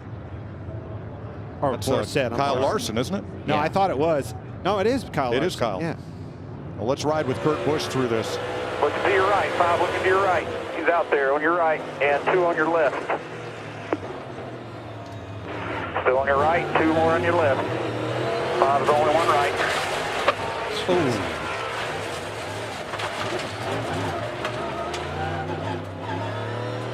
Bad day at Black Rock. Pretty hard contact. Yeah.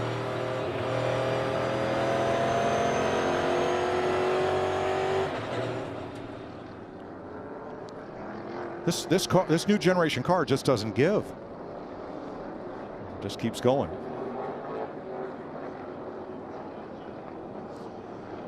So Joey Logano, Kurt Busch, and Kyle Larson are all involved there coming out of turn 1.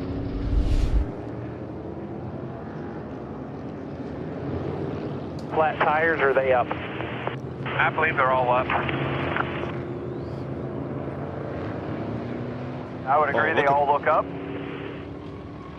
That right rear is pointing toward the center of the car. That's not toe in. That's a whole foot in. And they're going to have a little bit of the rock quarry there to clean up. Just a little sweep up to do. 9th caution flag, the most ever on a road course in a Cup race, is 10. That's happened twice. Regan? Well, Mike, Justin Mark started Trackhouse Racing over a year ago, or a little over a year ago. So much success so soon. Now your driver is in position to get the first win for Trackhouse Racing. What's your heart rate like right now? Well, it's a little easier to drive these things and watch them, honestly, when you got this much invested in it. I mean, it wouldn't be a NASCAR road course race if it didn't take us an hour to run these last 10 laps. I mean, anything can happen at the end. I'm just proud of everybody's effort. Ross is a heck of a race car driver. We got him, giving him a fast car. I'm just watching like all of you, man. Just hoping he can bring it home. Thanks, Justin. Good luck. Daniel Suarez has pitted. So has Kyle Larson and Joey Logano. And Ross Chastain now sits second. Where do you want to be on this next restart, though? Inside or outside? I want to be a half a lap ahead. I know. Yes. I still think you want to be on the inside. I mean, I believe you have a lot more control of your destiny being on the inside. I mean, Ross has done a really good job, and I don't think there's anything wrong with what he's been doing. Nope. He's going in, he's guarding that inside, and he is using up the entire exit. He's not going to give it to somebody on the outside. He's going to make them. They're going to have to drive around him on the outside. Not so. It's Reddick's in the lead. Reddick's the one that's going to take the inside, and man, I'm telling you, he ran the 16 of Allmendinger wide, opened the door up for Reddick to hook that inside, and he did. And now he is your leader. He will be taking that inside line. But I'm telling you, it's just, you just take whatever you can do. Elbows up, you're going to try to push him off on the outside, try to protect the inside. Now, NASCAR reviewed the last restart, and they found no foul. The restart was good. So now we're under caution, getting ready for NASCAR overtime. Regan? Chris Rice, team president at Kaulig Racing. You've got your guy, A.J. Allmendinger, in position to win this race right now. What do you tell him on these wild restarts at the end? Hey, we just here for trophies. That's what you tell him. You tell him get after it. It's time to go. And we've had 2 great Kaulig Racing cars today, and that's all kudos to the guys and girls here at Kaulig Racing. But A.J. Allmendinger is definitely going to put on a show, I'll guarantee you. He's on the inside lane for the first time, so it's going to be a lot of fun. Thanks, Chris. Chris Rice, general manager at Kaulig Racing. The Rice family with a lot of history at South Boston Speedway in Virginia. So they'll be green next time at Kaulig. And Richard Childress, the 3-car owners, at the front of the field. Then it's Rick Hendrick, Roger Penske, you know, Joe Gibbs, the usual suspects. Got to give those guys a lot of credit. I mean, they're holding their own in this sport, and Matt Kaulig has certainly stepped up to the plate, invested heavily in NASCAR, obviously for great reasons, seeing good return and loving racing and what he's doing, and doing a whale of a job, winning Xfinity races and competing for wins in the Cup. Can't say enough about them and their organization. Exactly. He's done a great job in the Xfinity Series. This was the perfect time for new organizations and new people, new car owners, to come in the series with a new car. It's as level a playing field as it's ever been because everybody's starting from scratch. Yeah. And now we got 2 drivers on the front row, both looking for their first career win. This is going to get interesting. Let's go back to why we're under caution. That's Joey Logano in yellow, Kyle Larson, and this is Kurt Busch.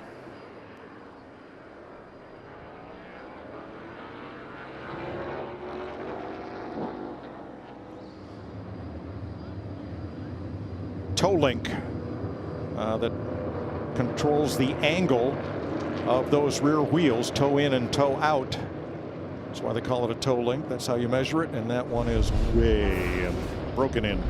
But that's a part that they can replace. Again, going back to the strength of these race cars, I mean, all 3 of those cars, there's no way that if that was the old car, they would have kept going. You're going to replace that toe link on the 22, the 5, replace whatever they have, and they're going to see the end of this race because of that. So we're coming to overtime. Green, white checker, 2 laps of overtime. If the leader takes the white flag under the green flag, the next flag ends the race, yellow or checker. This changes everything that you expected about this restart. We've seen Chastain get into the corner. We've seen A.J. Allmendinger on his outside. We know what to expect. Not only us watching, those guys behind them. Everybody knows what to expect challenging as you go up into this corner of turn 1. Now with Ty Reddick being your leader, nobody has a clue what's going to happen in front of them. Oh, I do. Attack, attack, attack. All right, but does he overdrive the corner? Does he slide like Joey Logano does? Well, Chastain and Allmendinger both had a lot of experience in doing so and leading this pack to the green. Well, both guys on the front row haven't controlled the restart from this side, so it's totally new for both of them. And everybody behind them because of so. First-time winners have won 3 of the last 11 races. Here we go to overtime, sponsored by Credit One Bank.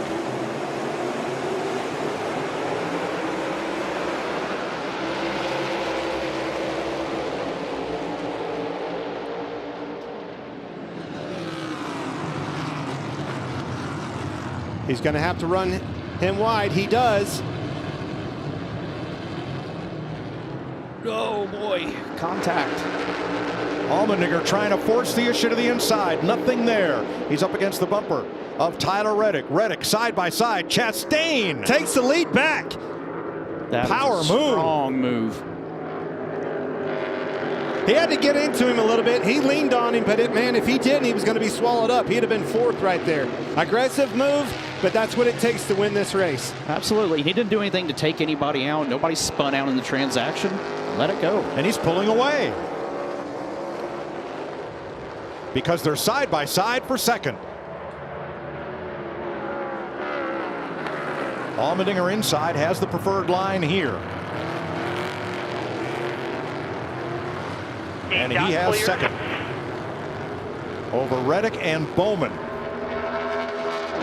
with Christopher Bell in fifth. Chastain needs to utilize his strong suit. Where was it in this third zone? Get through the stadium section good. Make sure you've got enough distance between you and AJ that he can't dive bomb you into 11. We all know that's where the setup is. Bowman to the inside is going to grab third spot, and Chastain now just has to drive time trial laps.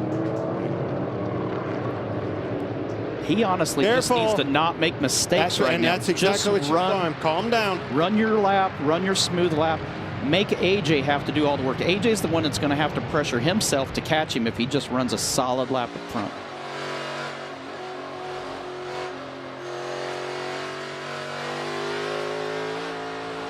Mine isn't. My heart rate's through the roof. His might be 149. I'm anxious and excited for him, and I think, again, just like I said, utilize your strong suits. He did a great job through the stadium section, gaining some ground. If I'm his spotter, I'm telling him everything's in front of him. Don't look at that mirror. Don't worry about anything behind. Just run your lap right now. Chase Briscoe has a flat tire. 1 lap to go. The leader has seen the white flag, so the next flag, the race will be over.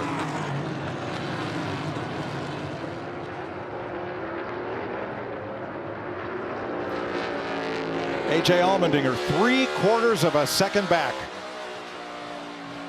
Hey guys, unless the 48 gets close, just leave him alone here. That's Allmendinger's radio.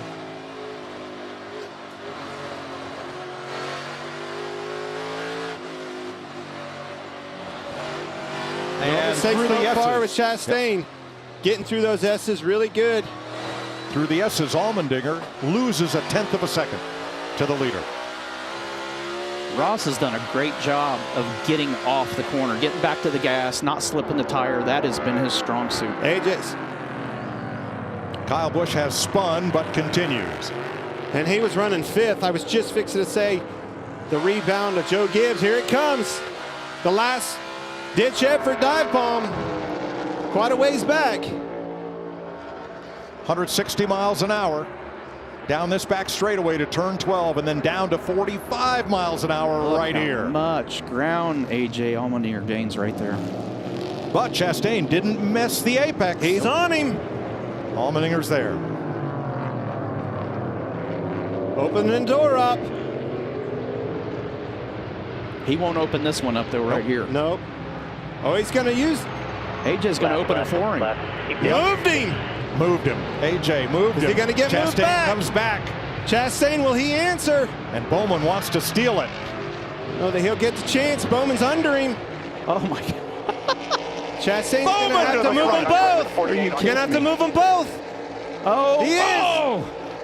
And around goes Allmendinger off the bumper of Chastain. And Ross Chastain beats and bangs his way to turn 20 and off the corner to the checkered flag. Hey, I don't mind that. He got moved and moved him back. Absolutely. Great job, boy.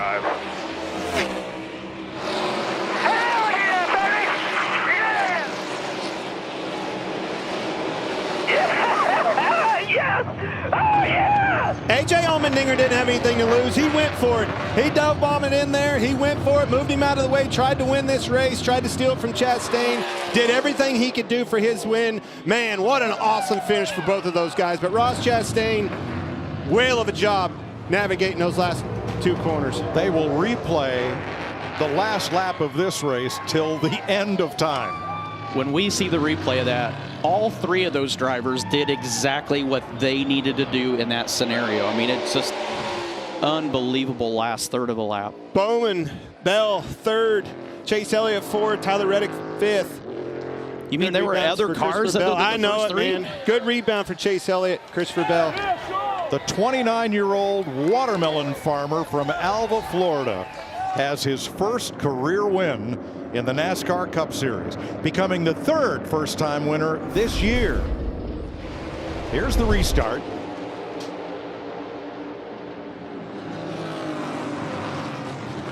Advantage AJ looked Reddick. really good right there. Yeah, but Reddick had the position. Yep. And right here you'll see Chastain gets into the 8, moves him into Allmendinger, moves them both up the track. Does it again there, gains position. Not here, but again, we always talk about setting yourself up for the next apex. There he's in position and launches to the lead. Now let's go to the last lap.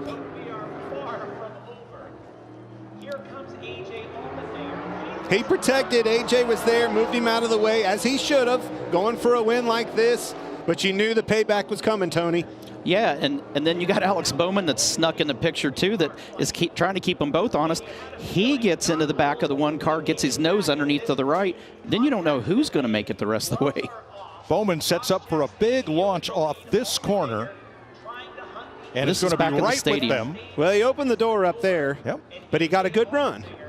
And This now has he got has to protect. AJ had the spot. It's a double kink to the left there, so you can guard the first part of it. That last part just gave AJ enough room to get his nose in, get by. But then right here, look at Bowman. It's like, we think Bowman's going to win this thing and has the lead. They were racing each other. Bowman got there, and boy, croquet has Chastain sends the 16 into the 48. And it's exactly what he had to do. If he didn't hit him hard enough that he moves him into the 48 wins the race. He hit him hard enough that he bounced him into the croquet into the 48. Wow, what a finish. Great job, Ross Chastain. Trackhouse Racing, your new Cup winner. Happy birthday, Justin Marks.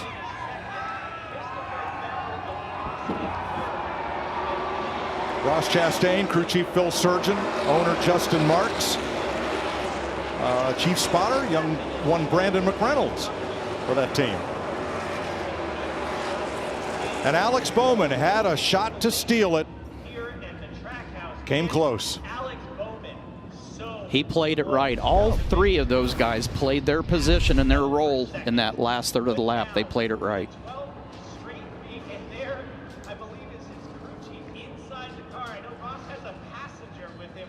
I think he's got the crew chief in there. That's awesome. That is awesome. Why not? I wonder what his heart rate is now. What it was when he had to move him out of the way, both of them. I'm told he picked up the spotter en route back to victory lane. Second at Phoenix, second at Atlanta. So he's been top 3 now in the last 4 races this season. Makes me want to go indoor skydiving. Come on, Tone, what do you think? I'm all right with that. I'm not going on that tower. Here comes the spotter. Yeah.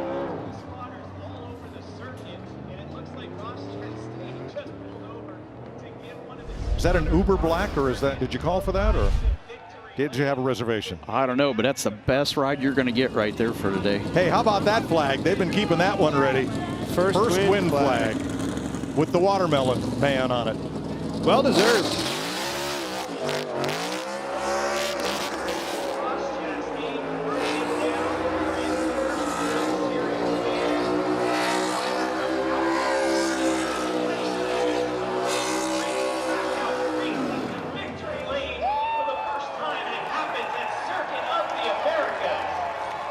You got to love a first-time winner, and especially in such a dramatic finish as that one.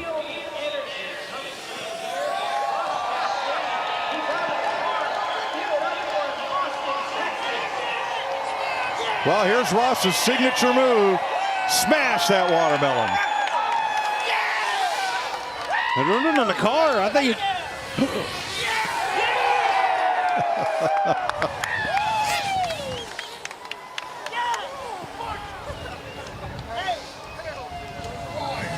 Justin Marks jumps in for a hug. And next, Regan Smith. Ross Chastain has been so close this year to getting that first career win. Ross, today you couldn't be denied. You had to fend him off at the end. You go from first to third. There was beating, there was banging. What was that last lap like, and what is this first win like? I don't know, Regan. That's insane.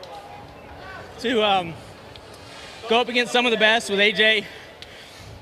I mean, I know he's going to be upset with me, but we race hard, both of us, and he owes me one, but when it comes to a cup win, man, I can't let that go down without a fight. So Justin Marks, Trackhouse, Onyx Holmes, iFly, Advent Health, the Moose, a million Moose members. They better be celebrating tonight all across the country and the world. Phil Surgeon, man, he is so good. People don't know how good this group is. I can't believe Justin Marks hired me to drive this car, Regan. You lost control of that final restart. You get a good restart on the outside, which nobody had done. What did you have to do to make that happen? And how's that watermelon tasting right now? It's never tasted sweeter, I gotta tell you. I don't know how we got back by. I was so worried about AJ on the second last restart that I let Tyler drive right by both of us. And AJ's so good. I've learned so much from him. And it was like, how do you go beat the guy? He taught me so much, and I've learned so much from so many people, from 417 Speedway back home with my dad. I was thinking about him those late restarts. My dad used to make me race on old tires. And back then, if I raced on old tires, I was not going to win. It was in my head before I even started. And it crossed my mind, like, we're not going to win, we're on old tires. But I couldn't think that way. I thought neutral. Chevrolet, everything they do for me, gave me the tools to try to go execute, and we did it.